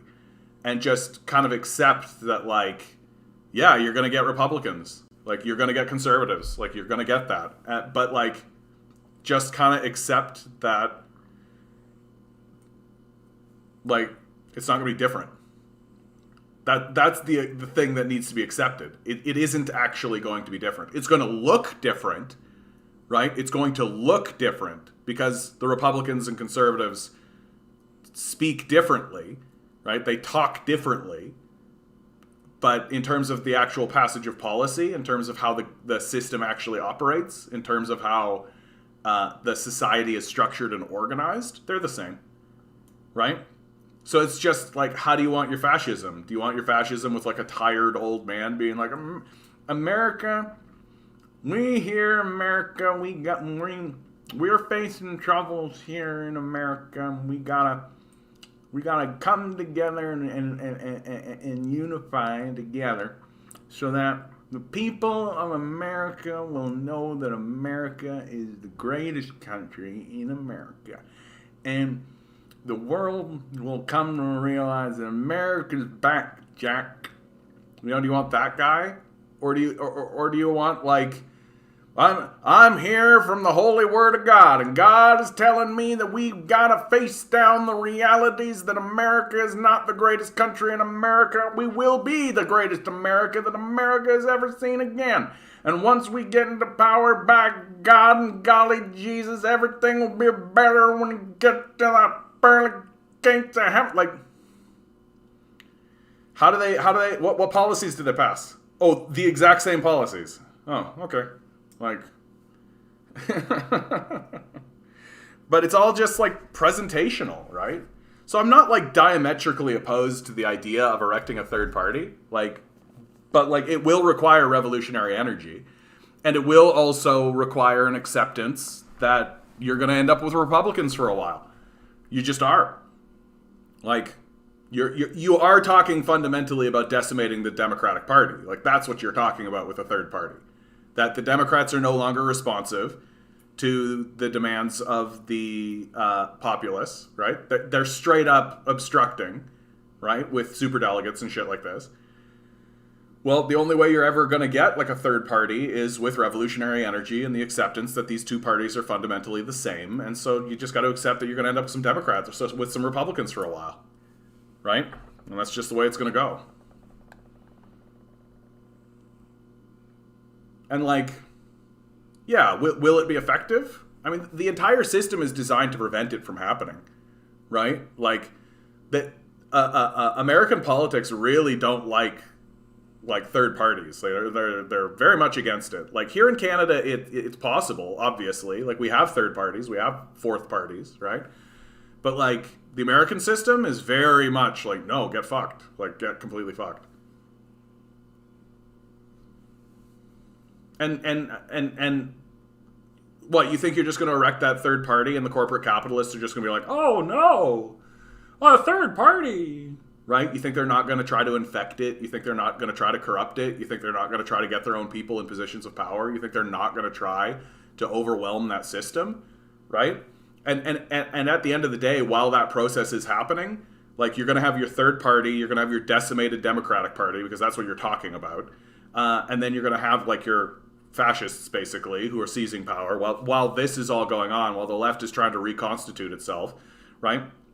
And like the corporate power structure is fine with all that.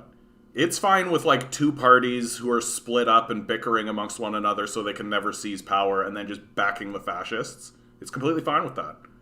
So, I mean, and then again, I worry that with like third partyism, right, that it is just like erecting a barrier, right? It is like you're just erecting a barrier for yourself.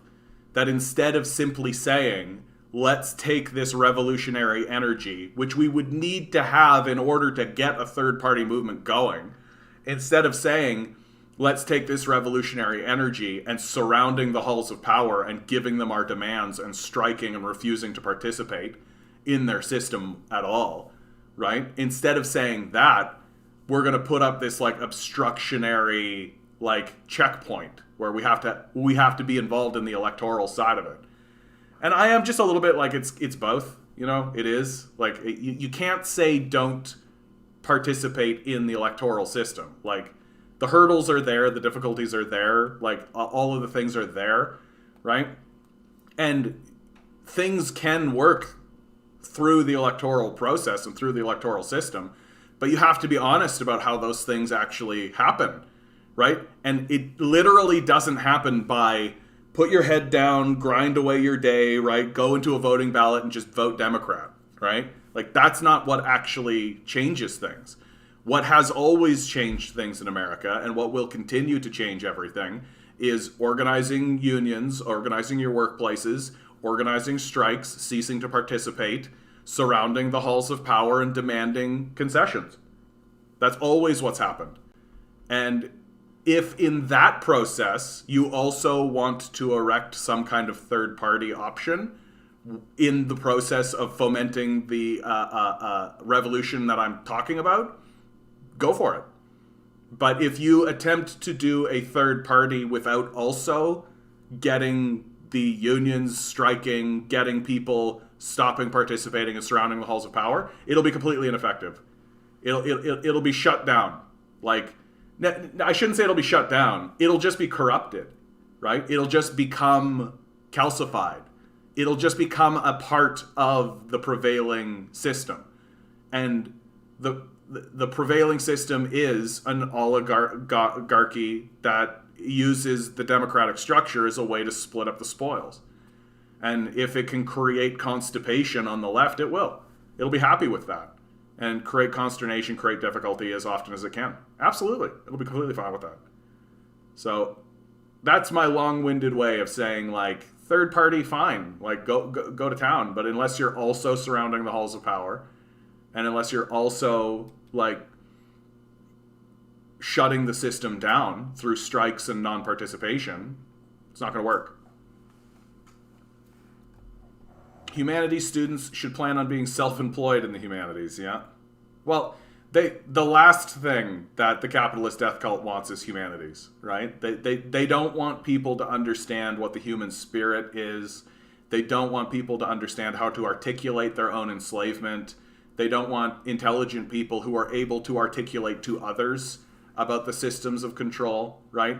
Like, you take a look at a film like Don't Look Up, and Don't Look Up was like a significant blow. Like, it was a significant moment where people can actually focus on it and galvanize it. It's the reason why there's been such a kind of heavy push, not only to demonize someone like Leonardo DiCaprio, but also to pan the film, right? That the film has been largely panned by the critics, right? And that's an effort, right? It's the same thing that happened to Joker, right? Like, it's a film that takes a shot at the society, and the first strategy is to pan it, just to be like, oh yeah, whatever, God, what a waste of time, right?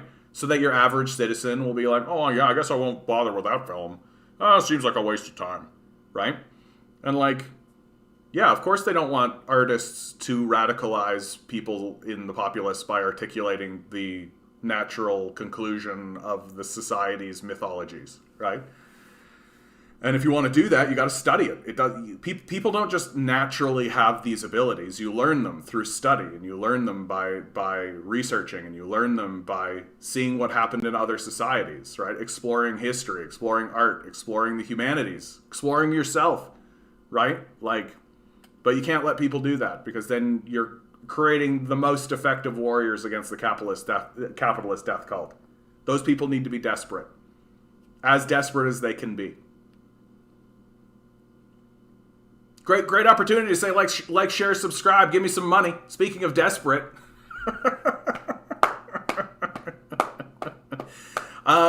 big thank you to all my Patreons already. I gotta be better about this. I'm so grateful for the Patreon community. I'm so grateful for people who are participating with their dollars. I'm so grateful for people who believe in me enough to be able to just shuffle a little bit of your hard-earned money my way. I really do appreciate it. I value each and every one of you. And if you're in the chat and you're not yet a donator, think about just donating. Even $1 helps. Gets you into my Discord, right, where we continue the conversation. Yeah, and we're attempting to organize this thing, man. Like, one of these days we're going to get enough energy in one place where we're going to be able to start doing some damage. And I believe it. And that's going to happen through the Discord. I've got some people in the Discord who, like, if there were like even like another person near where they lived, they would be like a dynamic duo for sure. That would happen. So do think about donating even $1. Every little tiny bit helps, and also makes me feel pretty good about myself. And if you are donating $1 already, maybe make it $2. Anyway, that's the capitalism for the situation. Well placed, I thought. Well placed. Hey Oddity, how you doing, Matthias? Good to see you guys. The conversation about UBI is not going away. It's getting more popular every day. Can they ignore it forever? The goal with the UBI is to lengthen the conversation as long as possible, to stall, and then capitulate as slowly as possible in order to eventually undercut it. But the UBI will be passed at some point. That they'll have to. But the goal is to diffuse revolutionary energy in the process of passing it, right? That force the populace into a state of revolution, right?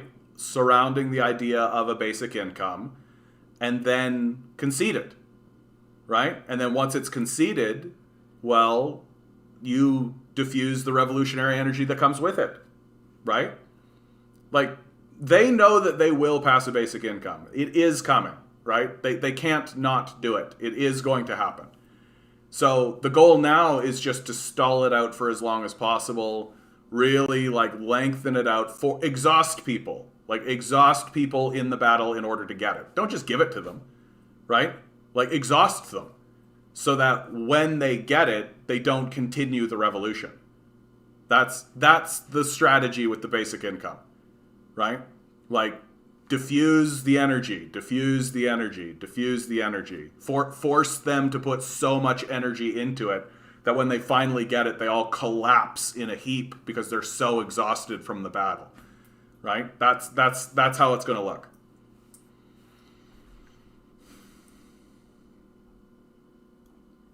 I hate it when that happens. I would love Corbyn 2024, but he's so far out of politics now, it's very doubtful he would gain any power anytime soon. Well, they basically destroyed Corbyn. Like, his own people destroyed him. Like, that's how you know that the systems are corrupted, right? Someone like Corbyn shows up, who's like a well-established politician within the Labour Party, and they destroyed him. So,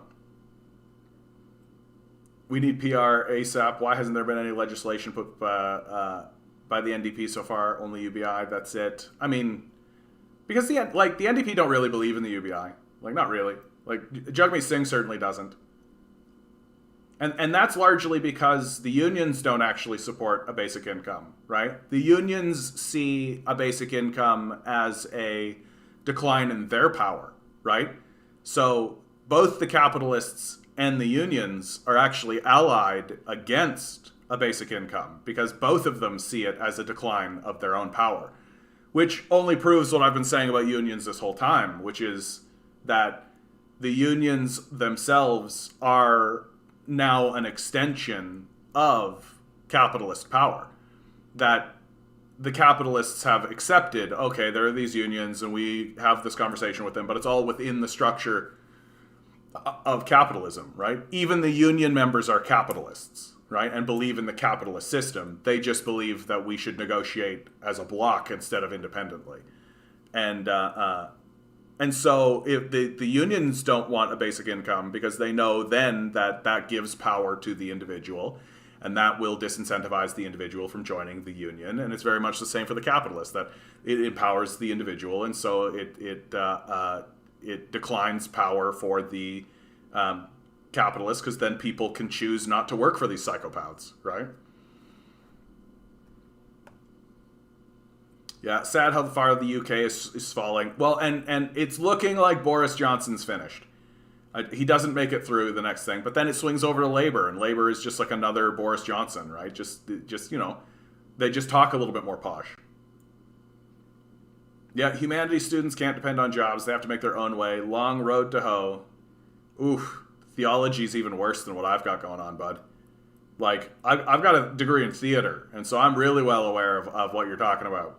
But a degree in theology, like, that's like extra disparaged. The death cult definitely doesn't want people thinking about their divinity, thinking about the what it is to live in a world as a divine creature.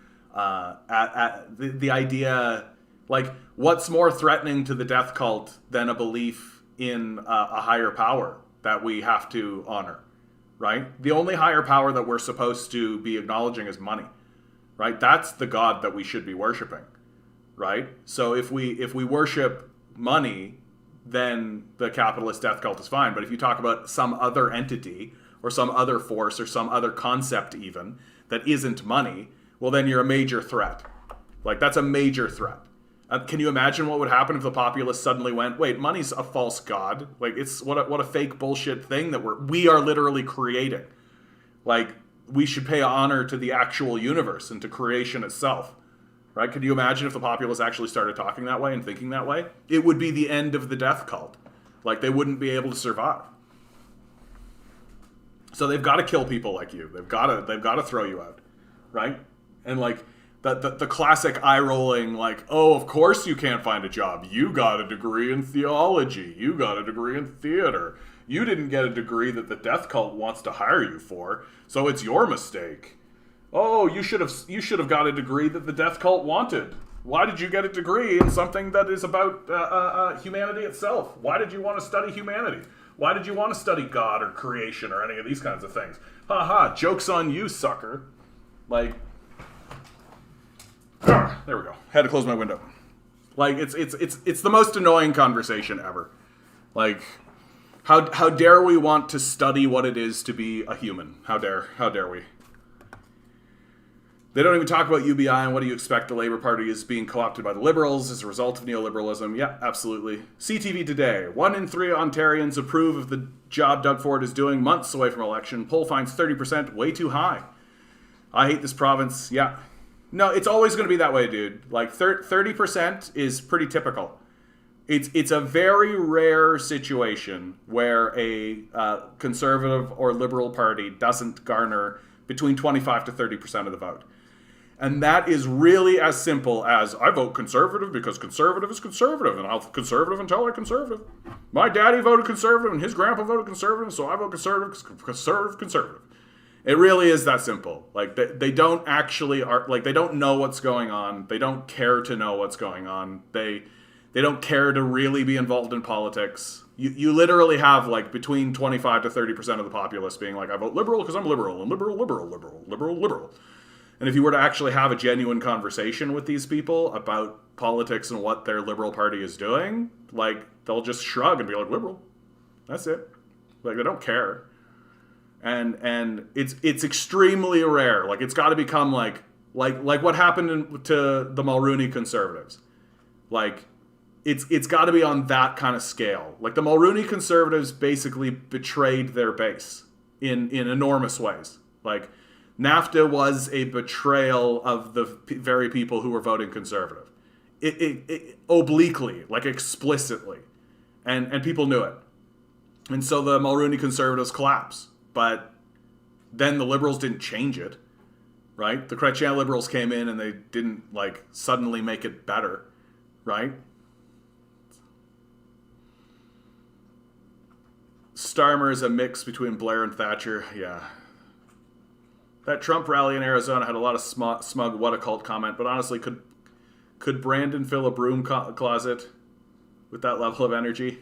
Like, no, that it's I hate that the Democrats are pretending they're not a cult. Like, that's really annoying.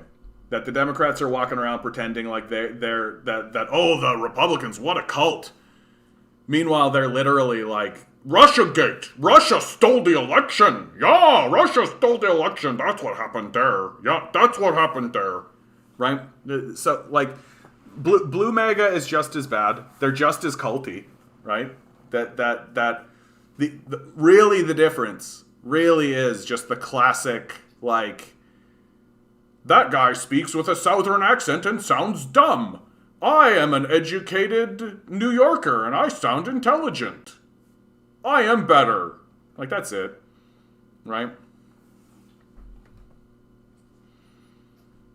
Did you see the January Premier approval ratings? Oh, are there Premier approval ratings out? Let's go, Brandon.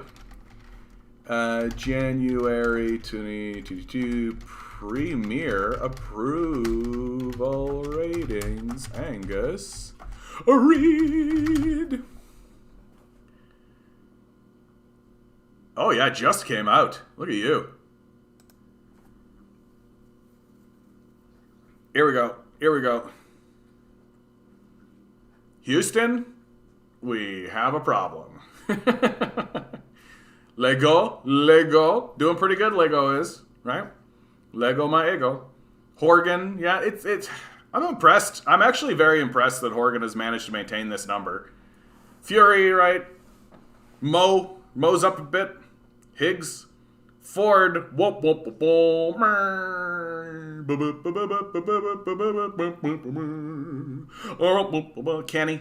Kenny's up a little bit. Look at you, Kenny.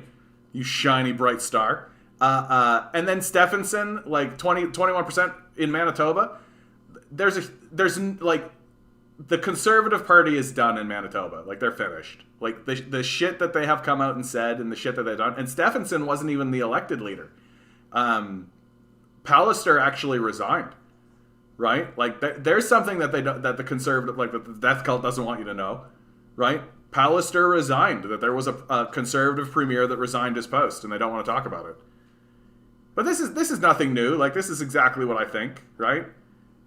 It is. And Houston is just in this position because he's new, right? This will decline pretty quickly.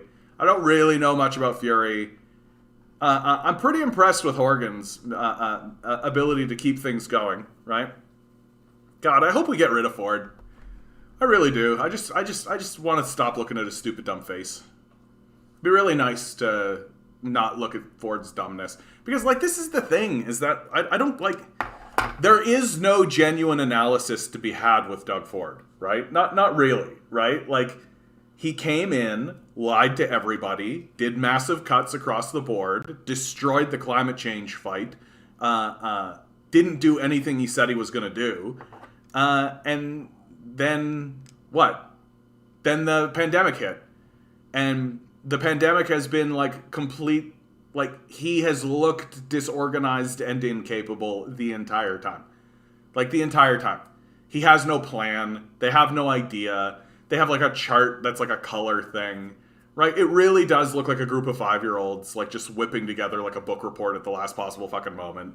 Right? Like the reality about Doug Ford is that he is incompetent. Like that's just the end of it. Like he actually is incompetent at this because his ideology refuses to acknowledge that he has to actually govern. Right? Like Doug Ford didn't want to deal with a pandemic. Right? He wanted to come in and rob the treasury. Like he wanted to commit to the class war. He wanted to cut all of these social services, privatize as much as he could, and go sit on the board of directors of the new privatized institutions that he's done. Right? It's what Mike Harris did, right? Like that's what Ford wants to do and is going to do, like is successful at. But like it's just another Mike Harris administration. And the truth is if it wasn't for the pandemic, Doug Ford would be facing mass strikes. The way that Harris did, right? Like, the only thing that's preventing Ford from experiencing, like, massive strikes is the hesitancy caused by COVID. But, like, Doug Ford's gutting of the climate change, like, we had 700 climate change projects, right? And Ford just eliminated all of them. Like, that's incompetence. Like that's not like a shift of policy or like a redressing or something like that. That's strictly incompetence. And that's just the reality about Ford is he's incompetent. Like he doesn't know what he's doing and he doesn't care to know what he's doing.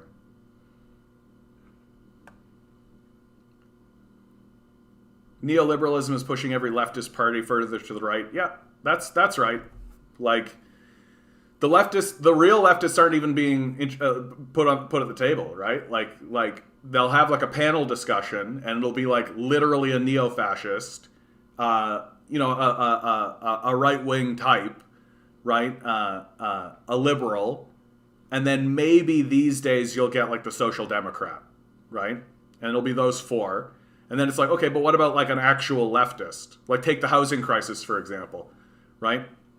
No one is actually saying in the conversation, take a house from a person with 100 houses, give it to a person without a house, right?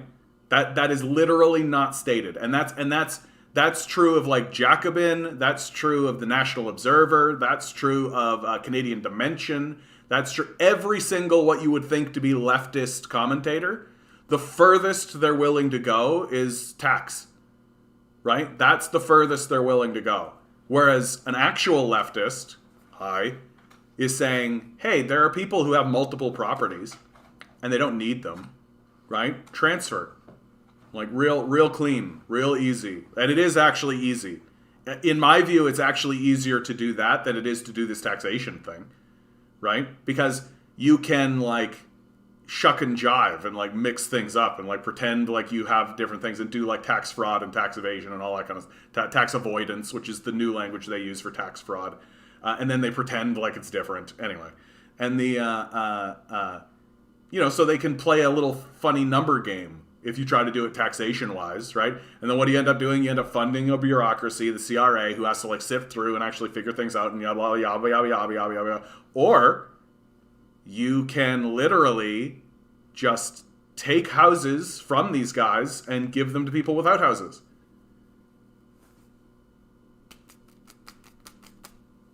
Like, but no one's allowed to be in the conversation actually saying that, right? Like, you're not even brought into the discussion, right?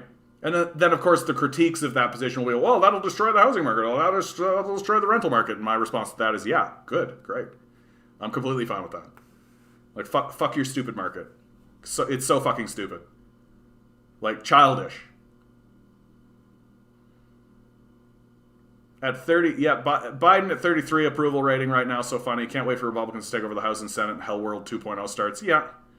Not like these Democrats are doing anything. Like this is the thing. Like, everybody acts like Trump is like, oh, Trump was a fascist. Like, he was the same as Obama.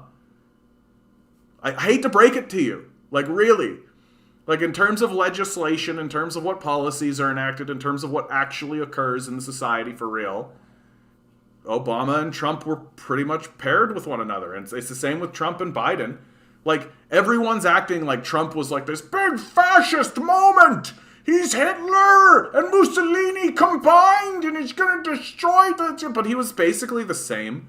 He was like Reagan, Bush, Clinton, Bush Jr., Obama, Trump, Biden. The same. Like, unless you actually do buy in to just, like, the showmanship of it all, right? They're the same. They're not different. So, like, saying, like, Hell World 2.0 starts, like what are you expecting? Like, are you expecting a continuation of the policies that have been going on for the last 40 years? Like, the only thing that's going to make it,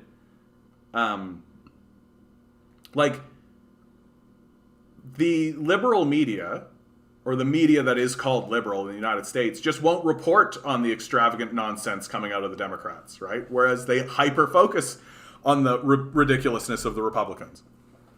That's part of the game, right? That's part of the game. So, yeah, they look like ridiculous and cartoonish and absurd because they're being presented like that to you. And they are, like, characters. Like, don't get me wrong. Someone like Marjorie Taylor Greene is a fucking character. Right? But, like, is Marjorie Taylor Greene, like, she's just a different character for someone like AOC, right? She's the heel. AOC is the hero, right? And then when everything shuts down, they go behind the curtain and both get paid by the same people, so.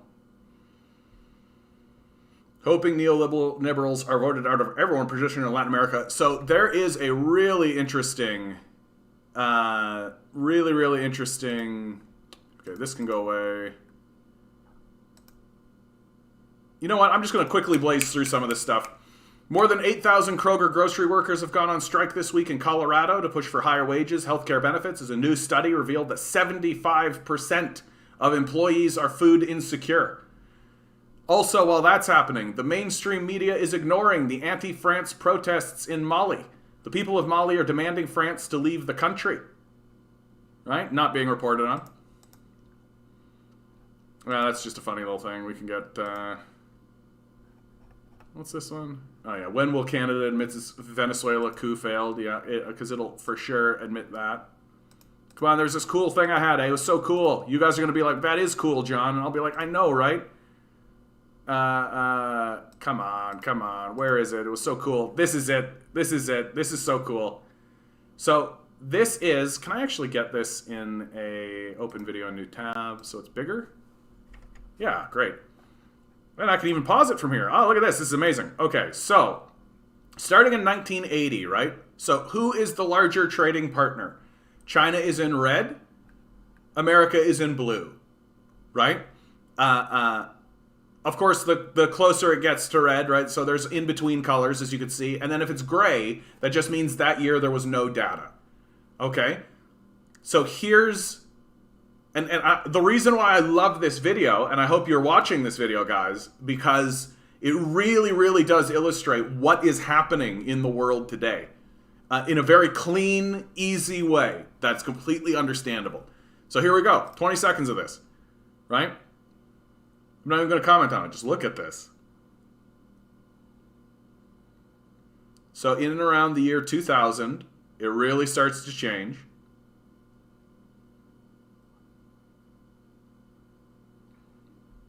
Until finally we get to 2018. Like, look at the massive difference. The massive difference that has occurred in how the world, who the world is trading with. Who is at the center of all of this. And you really see, look at the major changes that are happening through Europe. Australia is a big one, right? Australia started blue, is now red, right? The major shifts that are still ongoing throughout Europe. This is what the United States is most afraid of, by the way. And why the United States is working so hard to foment military alliances with NATO and thereby Europe, right? Because they are desperately afraid of losing Europe as a major trading partner, and because if you start to lose those alliances and they start to swing over to China, well, where does that leave you exactly? And you can see how, like, Africa has gone completely over to China. South America is going completely over to China. Australia, India, right? India is going over to China, which is actually a really big deal because India is more or less allied to America because they're quite concerned about China as a major power on the continent. And even Japan, who, again, same story. So if you have your major allies in the region, right, suddenly trading more with China, well, eventually India and Japan are just kind of gonna be like, well, why are we antagonizing these guys? Why should we antagonize these guys? Especially as China seems to be acting equitably, right? It's not like China is walking around with big guns being like, do what we say or we'll kill you, the way America does, right? China is going over to people and being like, hey, we'll help you build infrastructure. We'll build a rail in there for you. You can get connected to this Belt and Road Initiative, which is having this really brilliant federating effect, right? You want to talk about, like, unification and building peace in the world? You're talking about the Belt and Road Initiative. And, like, people are cluing in, man. People are cluing in. Like, it's not going to be too much longer because you see this trend, right? Like, you see what the trend is saying. Like, what do you think this is going to look like in 2030? Like, how do you think this map is going to look in 2030? Do you think suddenly people are going to swing back over to the blue? Or do you think, like, South America is going to become more and more red? Do you think these places up here, this is, I believe this is Peru, Ecuador, that's Venezuela, right? And, like, Nicaragua and Guatemala and like Cuba and all these places. Like, do you think these guys are going to stay blue? Or do you think they're going to be more red as time goes forward, right? Especially as America continues its sanctioning campaigns. So, like, I don't know what led me towards this, but, yeah. Or voted out everyone's position in Latin America. That's already happening, right? Look at this, right? Like, as these nations begin to prosper because of their trade with an equitable trading partner that's not attempting to destroy them at every moment and foment CIA coups and shit, right? Like, they're gonna just create a policy of, like, fuck these goddamn capitalists. Like, who gives a shit about these guys? Ugh, Alex Jones, so entertaining. Ugh. Buh. Yeah, Democrats are going to get crushed in the midterms, for sure. Like, they had their chance. And they just Manchined it, right? They just were like, oh, we'll just say Joe Manchin, and then we'll all blame Joe Manchin. And then we'll, come time for the thing, we'll be like, hey, we fought for you, but there was a guy, Manchin, yeah. So what you need to do is vote more Democrats in. And it wouldn't matter, right? You just find more Joe Manchins, right? Like, and so, yeah, the Democrats are and it'll be as simple as this. The Republicans are going to show up. The Democrats aren't. Like, that's it. It'll be that simple. You're 100% correct, because to my knowledge, the only third party that was ever able to gain power was the Nazis, where they had military force behind them to push a fascist revolution. Ugh. The United States is also a one-party state, but with typical American extravagance, they have two of them. Yeah, exactly. Biden's term is like that moment in a bad car crash when you see it coming and there's nothing you can do about it but cringe and watch. Yeah, that's exactly right. Like, what's so heartbreaking about the Biden administration is that they really could have actually done things. Like student debt is a great example. Like, Joe Biden can personally eliminate student debt. He can, right? Like, he doesn't need to do Congress or Senate or anything like that. It's literally just him. He has the power and the authority to be able to do it. And he's just not, right? So, like, it's that kind of thing that's really got people nonplussed about him. That's the thing that's really bugging people. Because, like, sure, you could fall into the dumb, like, oh, they're trying to push it through the Congress, but there's one Democrat who's standing in the Joe Manchin. Like, you could fall for that if you're dumb, I guess. But, like, you can't ignore that sort of thing that's coming from Joe Biden. Like, he could definitely face some of these crises and deal with them rationally. And he's just deciding not to. But what do you expect? Like, what do you expect? Like, people are treating Joe Biden like Sleepy Joe, like all that kind of thing.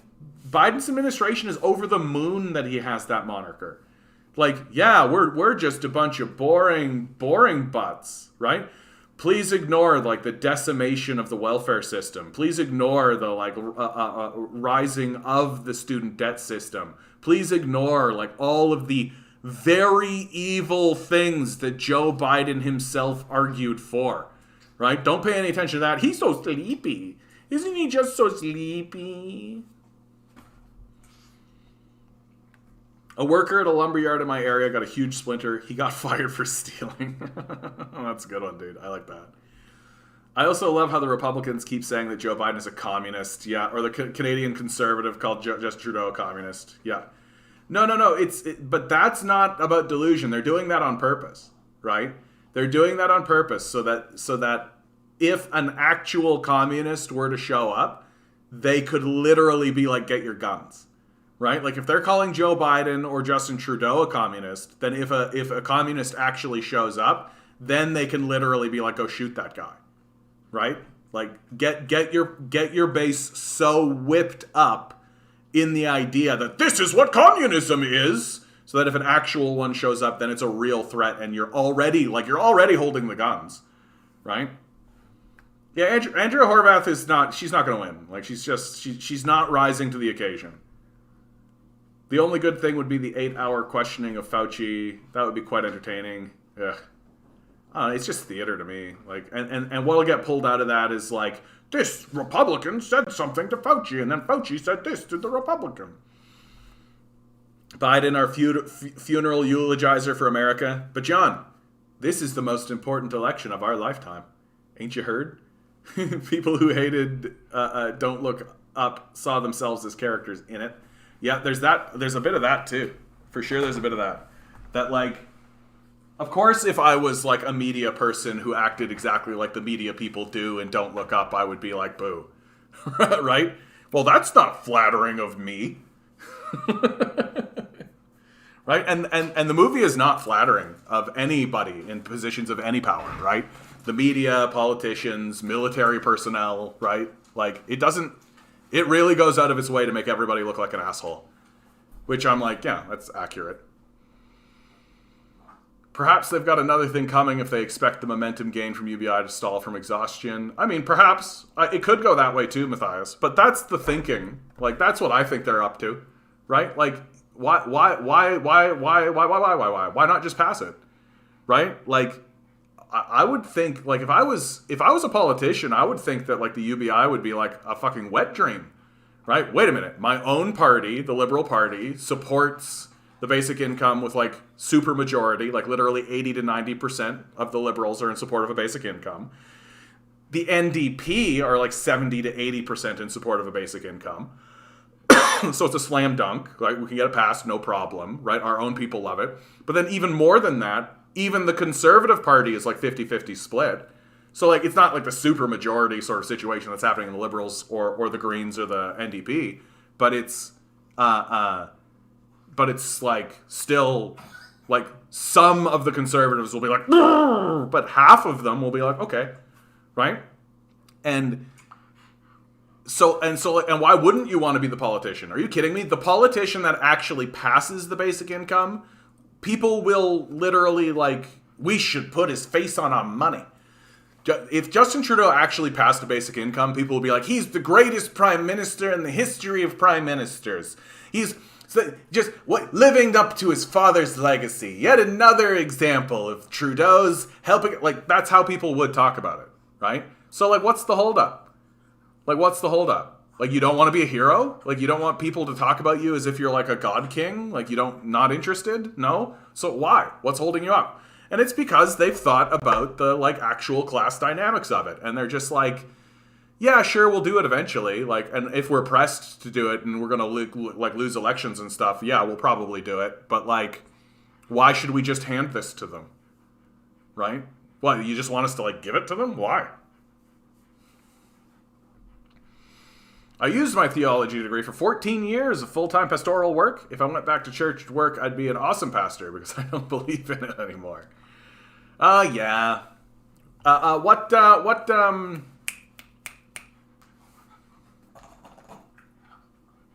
Denomination. What denomination? Bud. Let me guess. I'm going to say Presbyterian.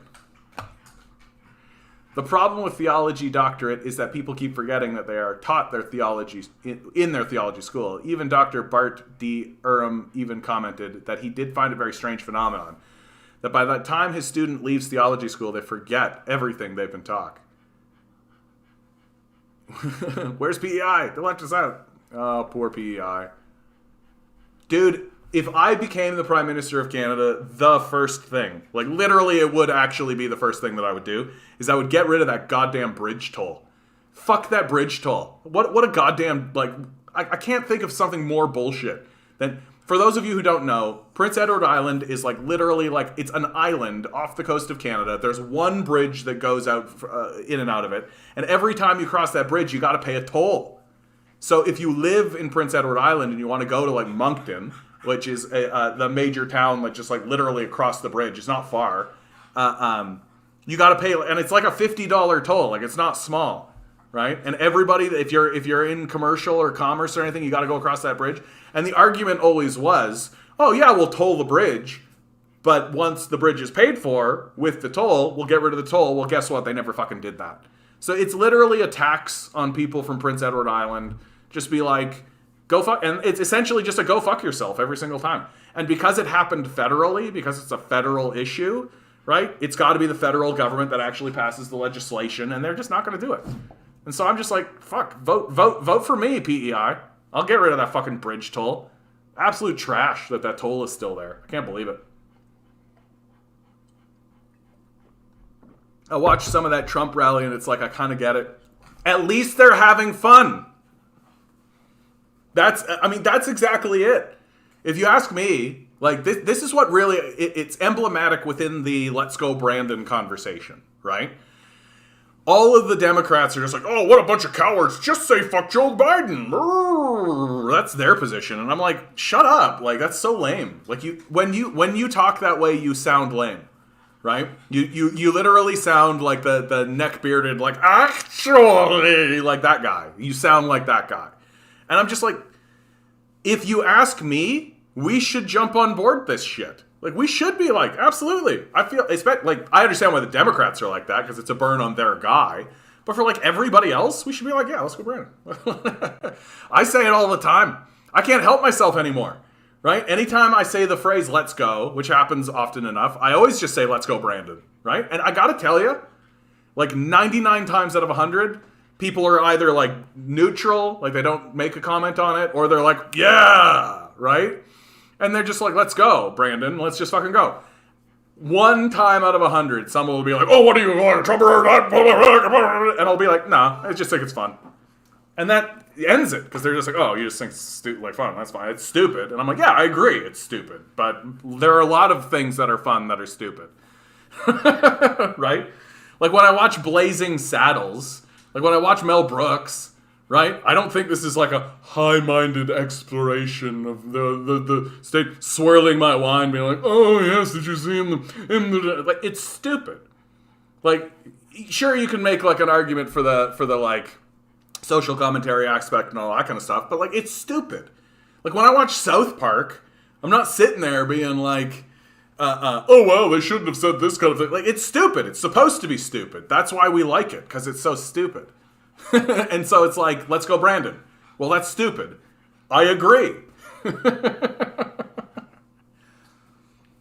Nicholas, also Giovanni, good to see you guys. I also wanted to leave France when I was there. I don't know enough about it to comment on it, honestly. I do know that, like, they're experiencing their neoliberalism as much as the rest of us. I hate this whole debate last weekend with a lady where she was arguing that China's trying to take over the world. Yeah.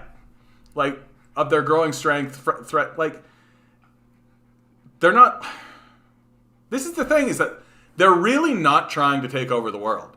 They're trying to live in the world peacefully, right? And the way that they're finding is the most effective way to galvanize people so that you're all sort of living together peacefully is to trade, right? Just create systems of trade, right? Because if you're trading with somebody, you're not bombing them, right? Trade is peace. Trade is peace, right?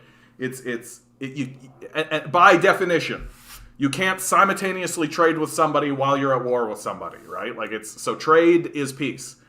And that's just how China's doing it. They're just straight up just like, oh yeah, we could just like build up relations with people and be nice and be good.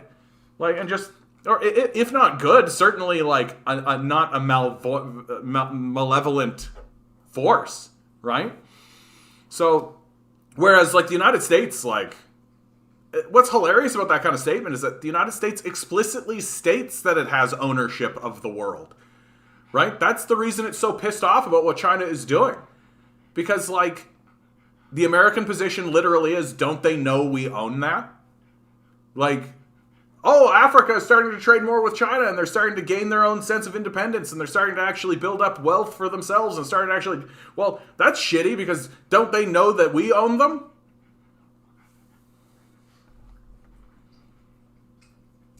China's biggest partner in the U.S. They should have made China and the U.S. black or green or something. China isn't trying to take over the world. It's doing win-win cooperation with other countries. Somehow that's a bad thing. Yeah, exactly, Ken. That's exactly it. Also, U.S. saying they're going to war with China. If China just stops sending stuff for a week, the U.S. would collapse. Exactly, Nicholas. That's a really astute observation within the conversation. Like, America literally can't go to war with China. If America went to war with China, all of the goods that are coming from China would stop coming, and America would fall into a like, if you want to fall into a revolution instantly, like overnight, just cut off like trade between China and the United States. Like, that's going to foment an internal revolution faster than anything else. Like, literally the only thing that's preventing the Americans from just like losing their minds and taking to the streets is that they get their chicken tendies. Like, they get their little snacks and shit, right? Well, what do you think would happen if that stopped? Like, Kiri, good to see you. Yeah, she said globalists. That is so low-key Nazi. Globalists are literally hinting at Jews. Yeah, if she knew economics, she said capitalists. But can't say that. This is communism. Shows picture of capitalism. Yeah, I'm so sick and tired of that. Pentecostal Presbyterian. Oh, I nailed it. I said Presbyterian, right? Like, I'm not bullshitting right now. Like, I said Presbyterian. Is that right? I'm going to say that I said Presbyterian. I'm the greatest. Yeah, it's like I'm the theology whisperer. Question. Why did Stalin kill 3 of his 5 marshals? Vasily Blücher, Alexander Yegorov, and Mikhail Tukhachevsky before Hitler invaded, knowing it would cripple the Red Army's leadership. Honestly, Giovanni, I don't know enough about that particular situation to comment on it. I'll be honest with you. Like, that particular historical moment, my guess would be that he found that they were Nazi collaborators. Like, that would be my guess. So it's like, or that they were likely fomenting an internal coup. That happened quite a few times in Stalin's career, Stalin's life, where there was, like, I'm more familiar with what happened during the Great Purge, right? Or the Reign of Terror, if you prefer. But, like, during the Great Purge, like, there were, like, literal political assassinations at the highest level. And so they purged the party, right? Which makes sense, because there's, like, literal conspiracies to assassinate Stalin and other leaders, right? And I wouldn't be too surprised to find out that this particular historical moment that you're talking about is likely that they were attempting to foment either a defection or a literal coup. So that would be my guess. But again, I'm not gonna push too much further on that. Yeah, if you take the ferry from Nova Scotia to PEI, it's free, but if you try to come back, they charge you. Yeah. So if you want to go to PEI, it's fine. If you want to leave PEI, you gotta pay. Which is just the shittiest. It's just the shittiest way to do it. Liberals built a toll bridge with Surrey with taxpayer money, and when they were they were charging to go over both ways, the NDP got rid of it. Yeah. My extreme... You know who should actually have the answer to that is Mocked. Mocked is always really good on this kind of shit. I'm sure he's about to come over the top with it. My extremely vague knowledge of Stalin is that he was pathologically paranoid. Maybe plays into it. Look, Stalin paranoid, right? Everything I've seen about Stalin tells me that like what's the difference between paranoia and just preparation, right? Like, what's the difference between a guy who's like looking out and trying to find all angles and seeing what's going on and anticipating threats and seeing all this kind of stuff and just a leader who is aware of what can happen in the... And it's not like Stalin didn't have reason for this. Like, the Great Purge alone, guys, like, one of his right-hand men, right, one of the leaders of, like, an entire faction of the Communist Party was assassinated. Like... Can you imagine if that happened today in China or America? Like, imagine if Kamala Harris is going to an event and then she just gets fucking shot. She's just assassinated. What, you think the Democrats are just going to be like, oh, well, moving on?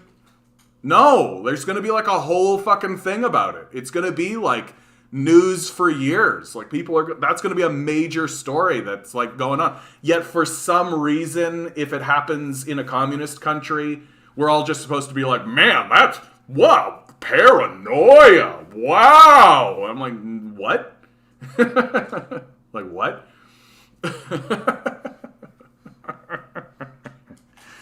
I will say this about Stalin, especially as we are getting into a conversation about Stalin, is that Stalin's grand failure, right?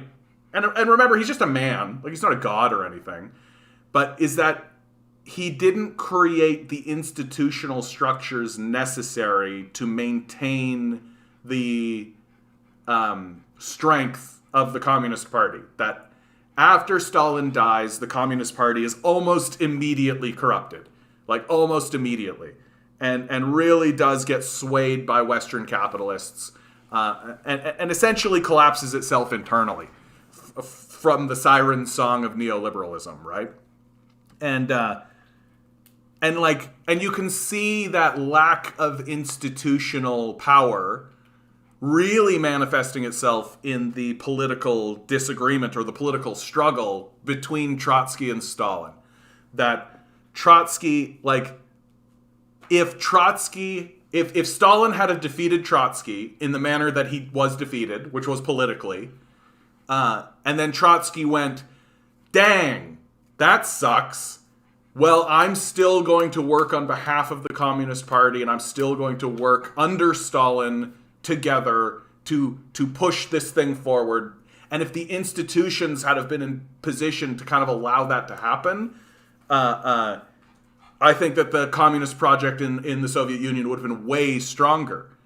But that wasn't the case, right? Trotsky felt that he had to flee the country, full-scale banishment and all this. And then ultimately ends up working with Westerners and working with people in the West in order to basically shit on Stalin the whole time, right? Which has created a whole brand of people, the Trotskyists, right? Who I really respect. I really respect the Trotskyists, mainly because they show up, right? That I can disagree with their take on Trotsky, but they show up. Like, so that puts them well above everybody else, if you ask me. and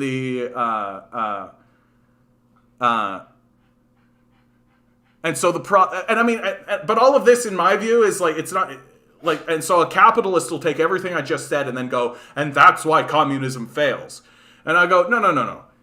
The Soviet Union is literally the first attempt to make a country based on ideas of Marxist. Like, it's a miracle it went as well as it did. And it went really well. Like, it went really well. There were major successes in the Soviet Union, and you can't pretend otherwise. Like, if you pretend like there weren't major successes in the Soviet Union, like, for God's sakes, guys, they're the first people into space. Like, they defeated the Nazis. The shift from a feudal agrarian economy into an industrialized economy, like, the major successes throughout the Soviet Union, without a doubt. But its failing, ultimately, is that it didn't create stable, strong institutions so that the torch could be passed successfully. And it was very, very corrupted, easily. Anyway, yabba. See what happens if you start talking about Stalin, you guys? Fucking guys talking about Stalin. I'm Eric's roommate, Amalia. I just felt like it was important to mention that for the Confederation Bridge, just like the ferry, is a pay-to-leave situation. Yeah, exactly. Just like, sure, you can go to PEI. Sure, you can come here. But then you gotta pay to leave. Like, it's so fucking bullshit. There's no payment to come to PEI because the tourism makes a lot of our economy. So it's literally just a tax for people who live there. Yeah, exactly. That's the thing that's so bullshit about it. Like, if the money was still going to PEI, it'd be a different story. Or if the people of PEI could vote to get rid of the thing, right? But it's the federal government that's, like, inflicting it on them. It's so fucking bullshit. Uh-oh, do we have the red-brown trope? No, there's no red-brown trope. The red-brown trope is that the communists and fascists are the same. That's the red-brown trope.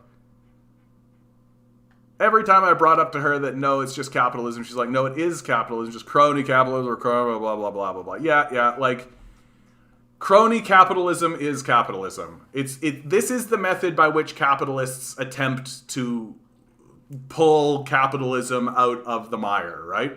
Oh, this isn't real capitalism, right? This isn't real capitalism. This is crony capitalism. Crony capitalism is capitalism.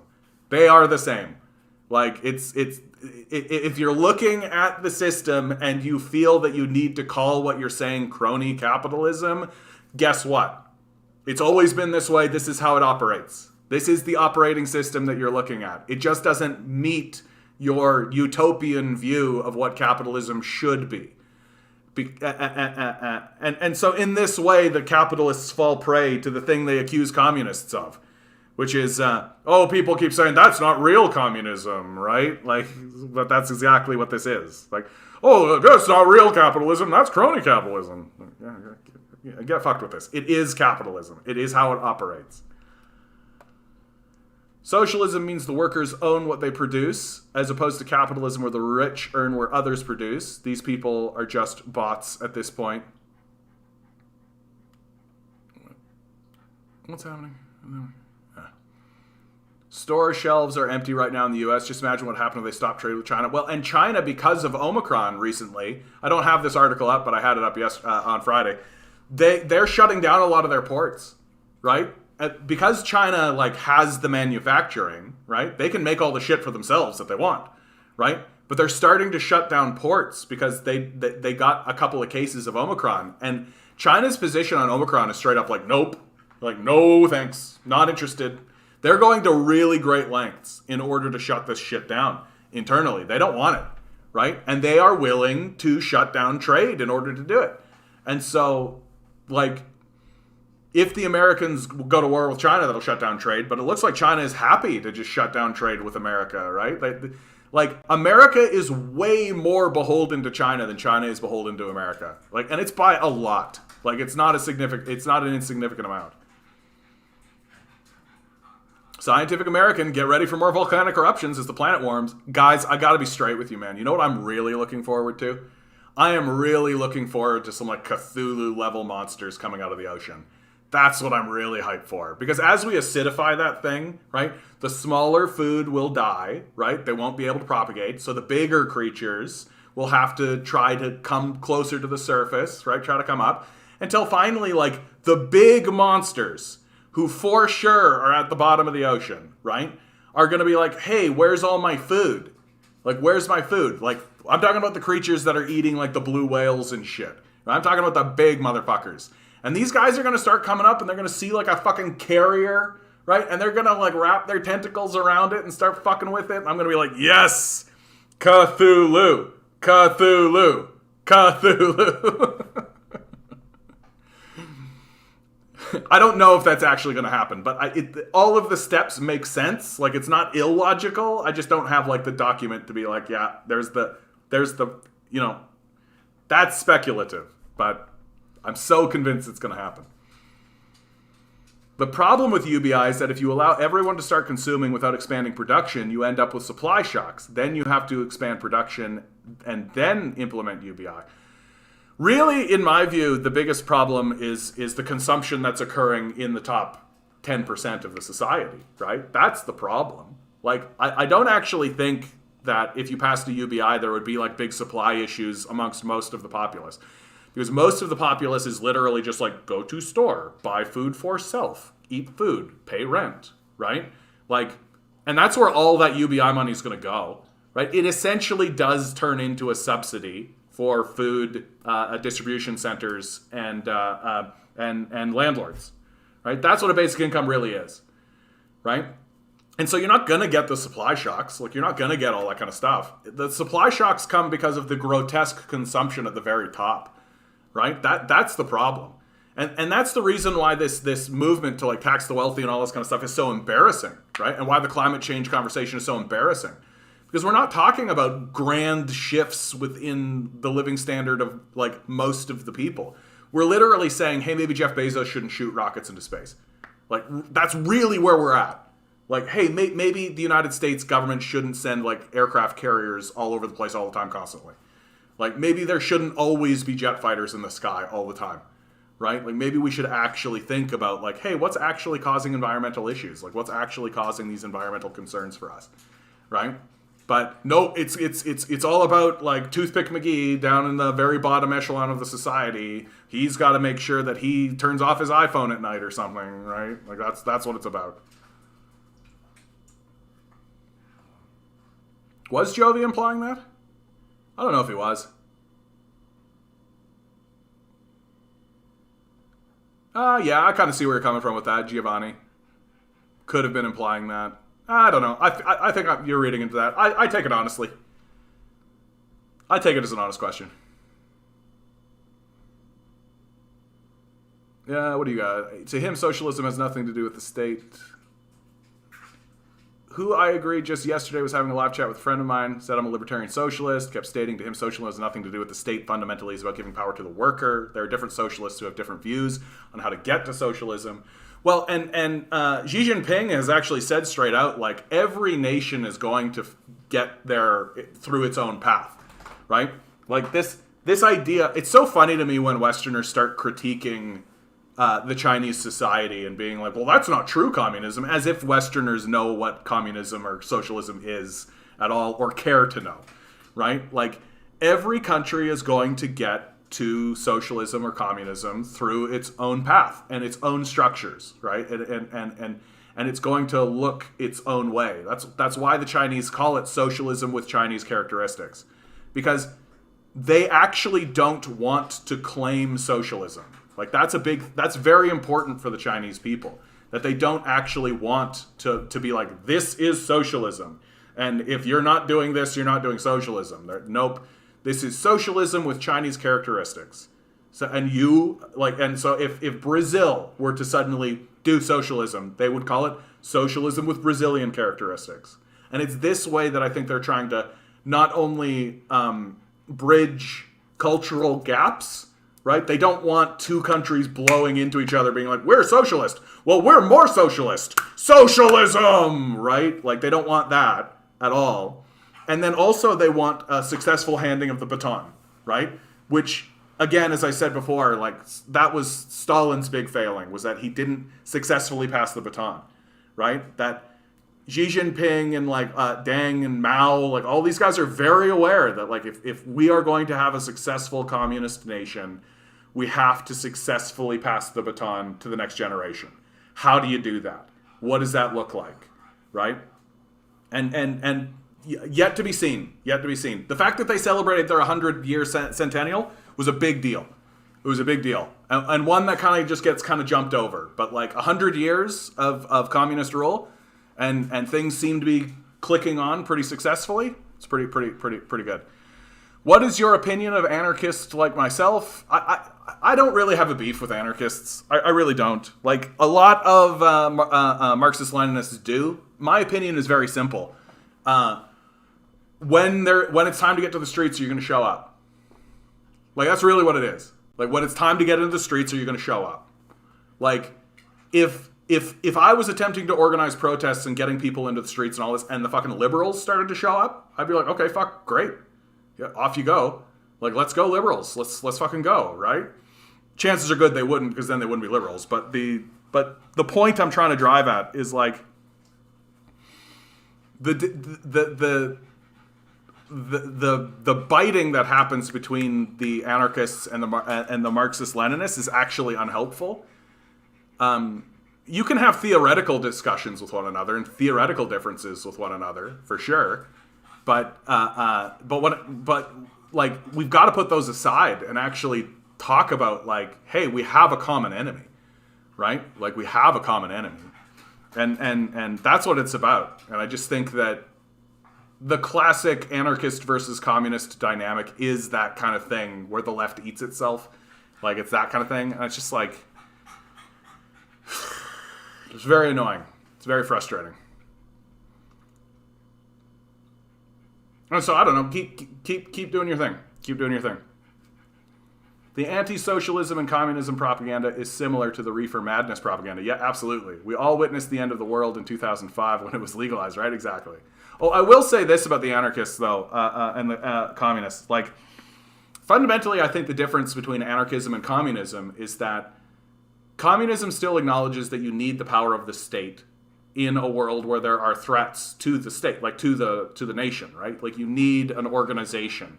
Whereas the anarchists seem to believe you can organize or have things happen without that.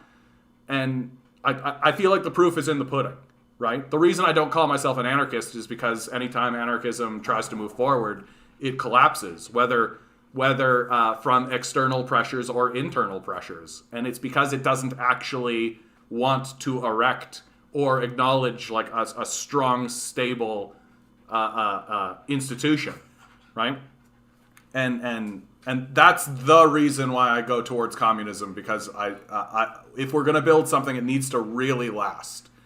And I think the Soviet state really showed that that's possible. The Cubans have shown that that's possible. The Chinese are currently showing that that's possible. Like, and there are other examples. But I just feel like anarchist societies would be vulnerable, way more vulnerable to external threat, more vulnerable than the socialist and communist nations have been. And I think that's really where it comes to. Like, I really like anarchists from the anti-imperialist aspect. I really respect a lot of that kind of rhetoric and a lot of the theorizing that comes from that. But I just, at the end of the day, I just think that anarchism itself as an ideology, like, it gets you to the revolution. But it's after the revolution where I think the anarchists struggle. And again, that's not to hate on the anarchists. Like, I organize with anarchists, and again, they show up. Like, they show up. Which to me is number one. Like, I genuinely don't, like, really, like, we can have, like, these theoretical minor disagreements and all that kind of stuff, but when it comes time to actually getting in the streets and actually pushing forward and actually organizing and actually doing that, they show up.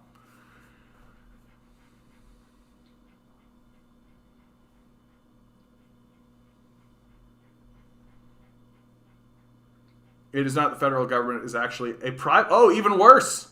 Even worse. It's not the federal government, it's a private-owned bridge? That's such fucking bullshit, then. That's such fucking bullshit. And before crony capitalism, you had fascism in the past, then you have conservatives saying fascism is not capitalism, conservatives do not support fascism. Yeah, exactly. And then they're going on to say that fascism just follows FDR policies. I'm like, dude, you know what actual fascists tried to overtake the FDR government? Yeah. Oh, I forgot to mention that my friend could not accept what socialism was about giving power to the worker, but rather socialism is giving social... Yeah, socialism is when government does stuff. Yeah, exactly. Like, look, even conservatives have passed social policies and social programs. Like, it's not... Like, the government doing stuff is not socialism. Like, it's fine, but it's not the definition of socialism. Admitted to being a German agent working with Bakunin to overthrow Stalin. See, here, I knew it, Mocked. I knew it. God bless you, buddy. God bless you. Mocked, I gotta tell you, you came in the early days, and you have been nothing but a treasure to this chat. And I really mean this. Like, it's like, I love this shit. Even when you do it to me, I love it every single time. Look at this shit. Tukhachevsky admitted to being a German agent working with Bakunin to overthrow Stalin. Vasily Burek was believed to be a Japanese spy, never confessed, and multiple officers claimed Yegorov was one of the officers planning to overthrow Stalin. Yeah. Suspicion confirmed, right? Like, this is always how it is with Stalin. It's always how it is with Stalin. And that the Westerners and Trotskyists throw accusations at him, right? And then I go and I take a look and I'm literally like, yeah, fucking people were defecting or like trying to fucking foment a coup. Like, yeah, like you would do exactly the same thing and don't pretend like you wouldn't, right? I think that's really what it comes down to. Like, if you're standing there being like, la la, like if Joe Biden was like at a place and Kamala Harris was right there and somebody walked up to Kamala Harris and fucking ganked her, right? You would be like, yeah, investigation, tribunal, like all of that shit. All of that shit. And you wouldn't, if you were standing there being like, they shouldn't do any of that, people would look at you like, what the fuck? Like, of course they should. Like, of course they should. Right? And like, maybe you could critique it from like how they're doing it or any of that kind of stuff, but the idea that they shouldn't? Nah, bro. For sure. Ugh. And like, it is interesting how many times that sort of thing does happen to Stalin. And I feel like that's where we're getting into conversations about the instability of the structure of the Soviet Union. That the structure of the Soviet Union seems to have within it some instabilities that allow like coups to sort of foment and this sort of stuff, which it looks more like the Chinese have figured out how to get through that so far, but time will tell. Time will tell, right? And like Stalin was facing these guys. Stalin had to face like the Great Purge, like all this kind of stuff. So pretty incredible. The Zapatista army is defensibly anarchist, at least libertarian socialist. As an anarchist, I want to state, I just want 100% transparency. I'm skeptic of unregulated power. Yeah, I think that's completely legitimate, right? Like that's, of course. Like I want 100% transparency. Like that's what I would like. The trouble, of course, with the 100% transparency argument is that there are external threats that will use that transparency and abuse it in order to foment discontent within the populace, right? That's sort of that has been the counter argument to this transparency is that you have to do certain things secretively, like you have to, because you have enemies, right? And it would be wonderful if we could erect nations and organize one another and create systems without the idea that there's antagonists coming to literally bomb you, foment coups, right? Foment color revolutions, like this sort of stuff. It'd be wonderful to erect a system where you could be 100% transparent, but it can't actually be that way when you have antagonists like this, especially like the United States, Like it's just an unfortunate reality. And I would love to live in a state that could be 100% open and transparent all the time, right? It's just not possible. It's just not possible. You do end up with people in power who have to keep secrets. It just has to happen, right? The problem with anarchy, in my opinion, is the lack of unity. It's too focused on individualism, which can lead to a lot of divisions within society and tribalism. Well, and that sort of feeds into the trope that leftists fight amongst one another, right? And that because I also find like it's fairly common within leftists generally to like draw a line and like leftists tend to let minor disagreements destroy the whole project. I find that that's usually the case. And I think there are good reasons why that happens. The fact that we are betrayed, like we're a betrayed people, right? Leftists are betrayed, are the people who are genuinely standing up against a system that has betrayed them. And because of that betrayal, right? Because of that kind of life of betrayal, we anticipate betrayal from others.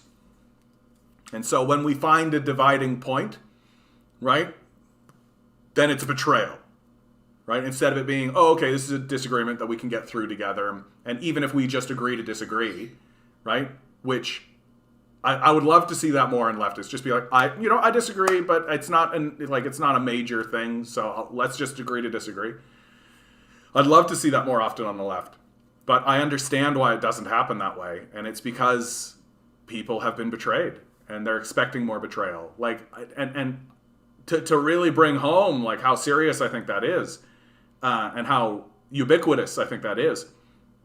Like, I'm about to get to 1,000 subscribers, right? Like, I'm going up the chain, right? I'm at like 870-ish, little under that right now, and just steadily climbing.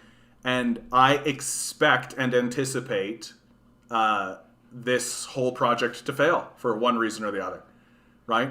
Maybe I'll hit that 1,000 and then I won't be able to get monetization, right? They'll just say, nah, we're not going to monetize your content, right? Which would really be a personal blow to me. Or they'll, or maybe I'll just, for whatever reason, just be like completely banned, right? Like I'll just be completely swept away.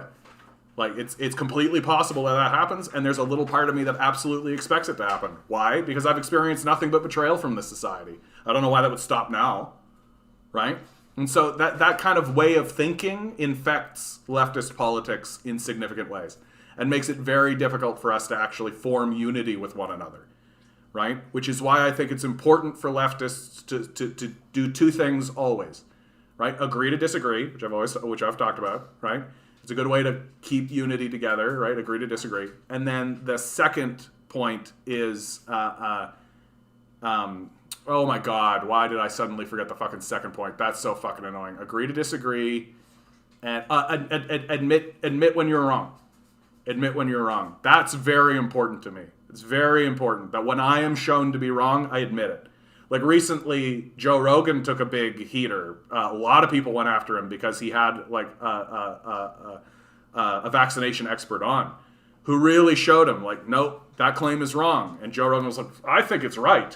And then Joe Rogan didn't admit it. He wouldn't admit it, right? And I'm like, you got to admit it, dude. Like when it's right in front of your face, when you've got an expert looking at you being like, nope, this is the case, you got to admit it. And you got to admit you're wrong. And that's really hard. Like, that's really hard. That's probably one of the hardest things for people to do. But it must be done. It must be done. Because, like, I take a look at Trotsky and Stalin, right? I take a look at Trotsky and Stalin. Like, I honestly wish those two guys could have made it work.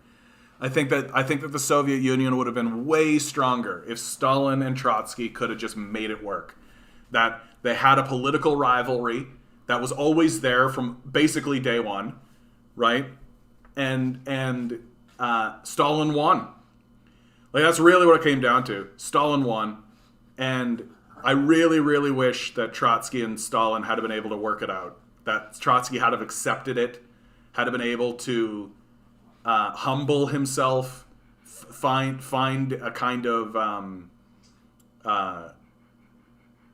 just a kind of humility in that moment, and then said, okay, that happened, but we still are working together for the project, and we can still work together. And it makes sense that he would lose power within the party, but the idea that he needs to fucking flee and like break off completely from the Soviet Union and all that kind of stuff, I just think it's deeply unfortunate.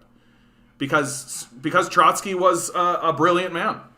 Trotsky was a genius, without a doubt. One of the key figures of the revolution.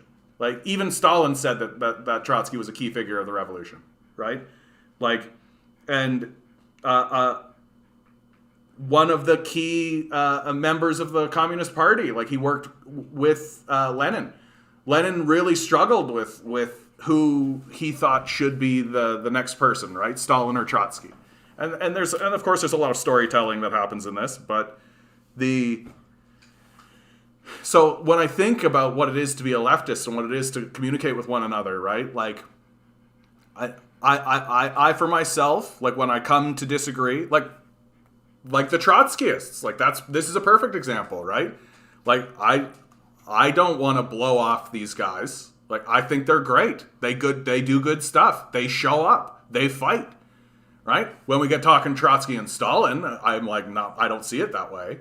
But, like, is that enough for me to blow these guys off? So I just go, look, you have your perspective, I have my perspective. Agree to disagree. Right? And then if they can show me something and be like, oh, yeah, well, what about that? Sometimes I'll look at it and be like, oh, shit, yeah, you're right. Right? Like, we shouldn't be a fundamentalist about these things. Because what matters more than anything is our unity, is our togetherness, is our solidarity with one another. That's what really matters, right? So, like, I can talk to anarchists, right? And they'll talk about these sorts of things, and I can sort of have my position as well. But I'm not trying to, like, aha them. Do you know what I mean? Like, and I hope I never come off like that. Especially to anarchists, who I really do think are ostensibly my allies, right? That, like, when I'm having a disagreement or when I'm having a conversation with an anarchist, I never want it to be like, aha, I've defeated you. Yes, now is my trump card, right? Aha, like I'm fucking like in Yu-Gi-Oh or something, where I'm like, oh, swing, swoo. Like, I never want to be like that. I always want it to be like, well, don't you think that, or have you thought about it this way, or what about this? And I hope that they communicate that way to me, because I am still refining my worldview and I'm still trying to figure out how things are going, right? And I do think that the anarchists can help shave things off or help reconfigure certain things or structure things in different ways. And at the end of the day, I really do value a person who I don't necessarily agree with, but who I feel is being honest, who's being honest and honestly believes that we can do better than this, right? That's enough for me, you know? That, like, we can do better than this. And the very fact that they're standing there being like, yeah, capitalism sucks, we can do better than this. Well, that's enough for me. Let's go. Like, let's analyze history, let's pay attention, let's use evidence, let's use facts, like all this kind of stuff, but we can do that together, and we can have disagreements, and hopefully we don't blow up on each other. Really. Like, that's how I view it. Completely. Ugh. And I know that what I just said right there, by the way, puts me at odds with most of the other communist groups that I interact with. Right? Most of the communist groups that I interact with are really happy to dunk on the anarchists, and the anarchists are more than happy to dunk on the Marxist-Leninists.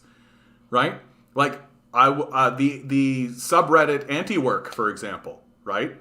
I literally posted one thing one time on anti-work and got banned immediately because I am a Marxist-Leninist. Like, and they're an anarchist subreddit. So it's like, oh, okay. So, like, the division is built in as far as they're concerned. Like, as far as they're concerned, the very fact that I'm a Marxist-Leninist and I showed up to the conversation means I should be banned. Like, and not like a 2-day ban or something. Like, I'm permanently banned on that subreddit. I can't post or comment or anything. And it literally was just like, literally the interaction I had was saying, like, hey, we shouldn't foster division within one another. Well, the mods of that community are like, yes, we should. Get out of here. Very, very simple, very clean. So, I obviously disagree with that. Like, I obviously disagree with that. Like, speaking of Stalin's hotness,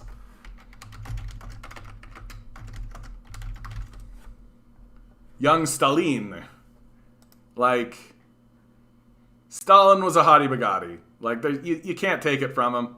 Like, you can't take it from him. Like, this... There's a reason he was as popular as he was. Like, he's a real, like, Han Solo type, if you ask me. He's got a real Robin Hood thing going on. Like, he's a hottie bagatti. And then, of course, you compare him to...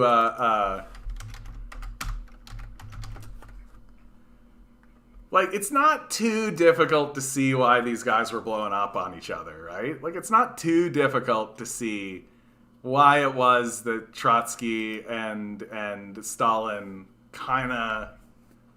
You know? Like, Trotsky was obviously like a bookworm. Like, he really, like, honestly, like, he was in his books. He was a military. He was very intelligent.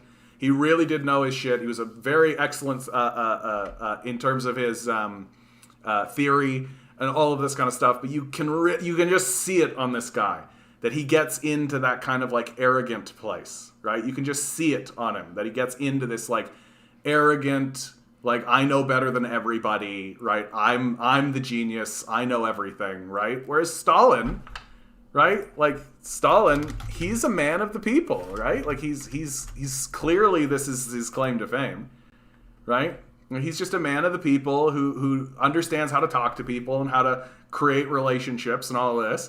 And, like, you just imagine Stalin talking to somebody, right? Gazing at them with those beautiful eyes of his. Like, look at this, just gazing in, right? Compared to, like, this guy, right? And so you're organizing with this guy or you're organizing with this guy, right? Like, well, which one of these two? Like, how do you think it's going to go? It plays. It plays. And incidentally, fun fact, the Trotskyists hate this conversation. They fucking hate this conversation. Dude, if you want to piss a Trotskyist off, talk about this.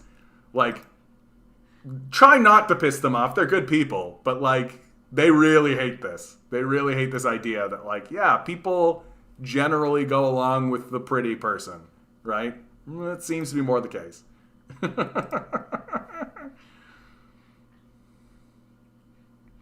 My issue is ANCAPs are poster kids for Dunning-Keuring, really hard to talk to.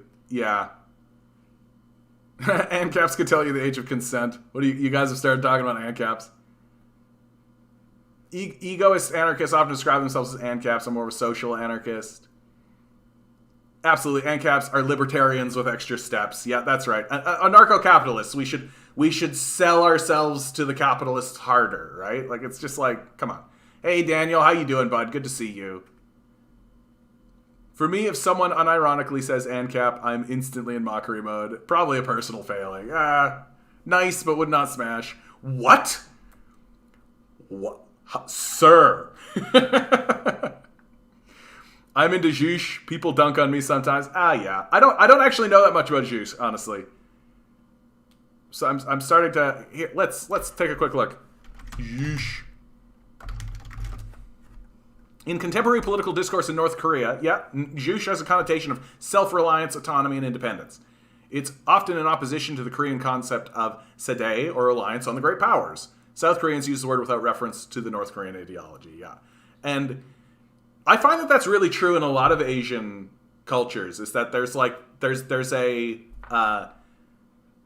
the one side of it, and then there's like another side of it, and they both understand that they're in... Not like they're in counterbalance with one another. They're not in conflict with one another. They're in counterbalance with one another, right? And I feel like that's like it's like Taoism with their symbol with the black with a little bit of white in it and the white with a little bit of black in it, right? But there's like a balance and a counterbalance. So, and you see that a lot. And it seems to me like Zhush and Sadae kind of operate in the same sort of way. From the very little that I actually know about it, I'm not an expert. Gotta love the pince. Man, what the fuck? My non-existent glasses are fogging up, John. Believe me, dude. I'm well aware of the fogging. I'm actually surprised more Christians are proponents of Jewish. Dude, you thought I was non-sectarian?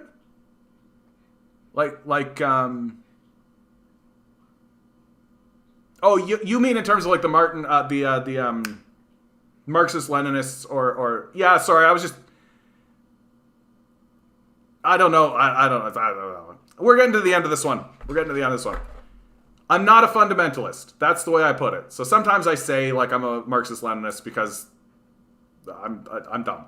That's all. I believe in communism, and I don't. I'm not a fundamentalist on any of it. I think that like Lenin, Stalin, Mao, Deng, all these guys were, and of course I'm probably Trotsky. Like, I think they were all people. I think they were all people who were trying to do their best, right? And had certain degrees of failure, certain degrees of successes. Fits with Juche. Or if you were talking to Gordon guys, I don't know. Anyway. All right, guys, we made it to the end of this one. Always remember, guys, each and every one of you is a divine being, a quantum being, walking around in quantum energy. These billionaires are spending hundreds of billions of dollars in the pale hope that you won't realize it. And as always, guys, I gotta say this one. I love this. I love talking. I was feeling really tired and really rough today, and I was like, oh, the stream. And you guys are the best. Like, you guys make the stream. You really do. Like, it's so enjoyable. It's so enjoyable talking to you guys and listening to what you guys have to say and learning something, right? And yeah, look at that. Granny got all his clothes put away. So successes across the board. Rebel, revolt, repent. Good luck. We're going to need it.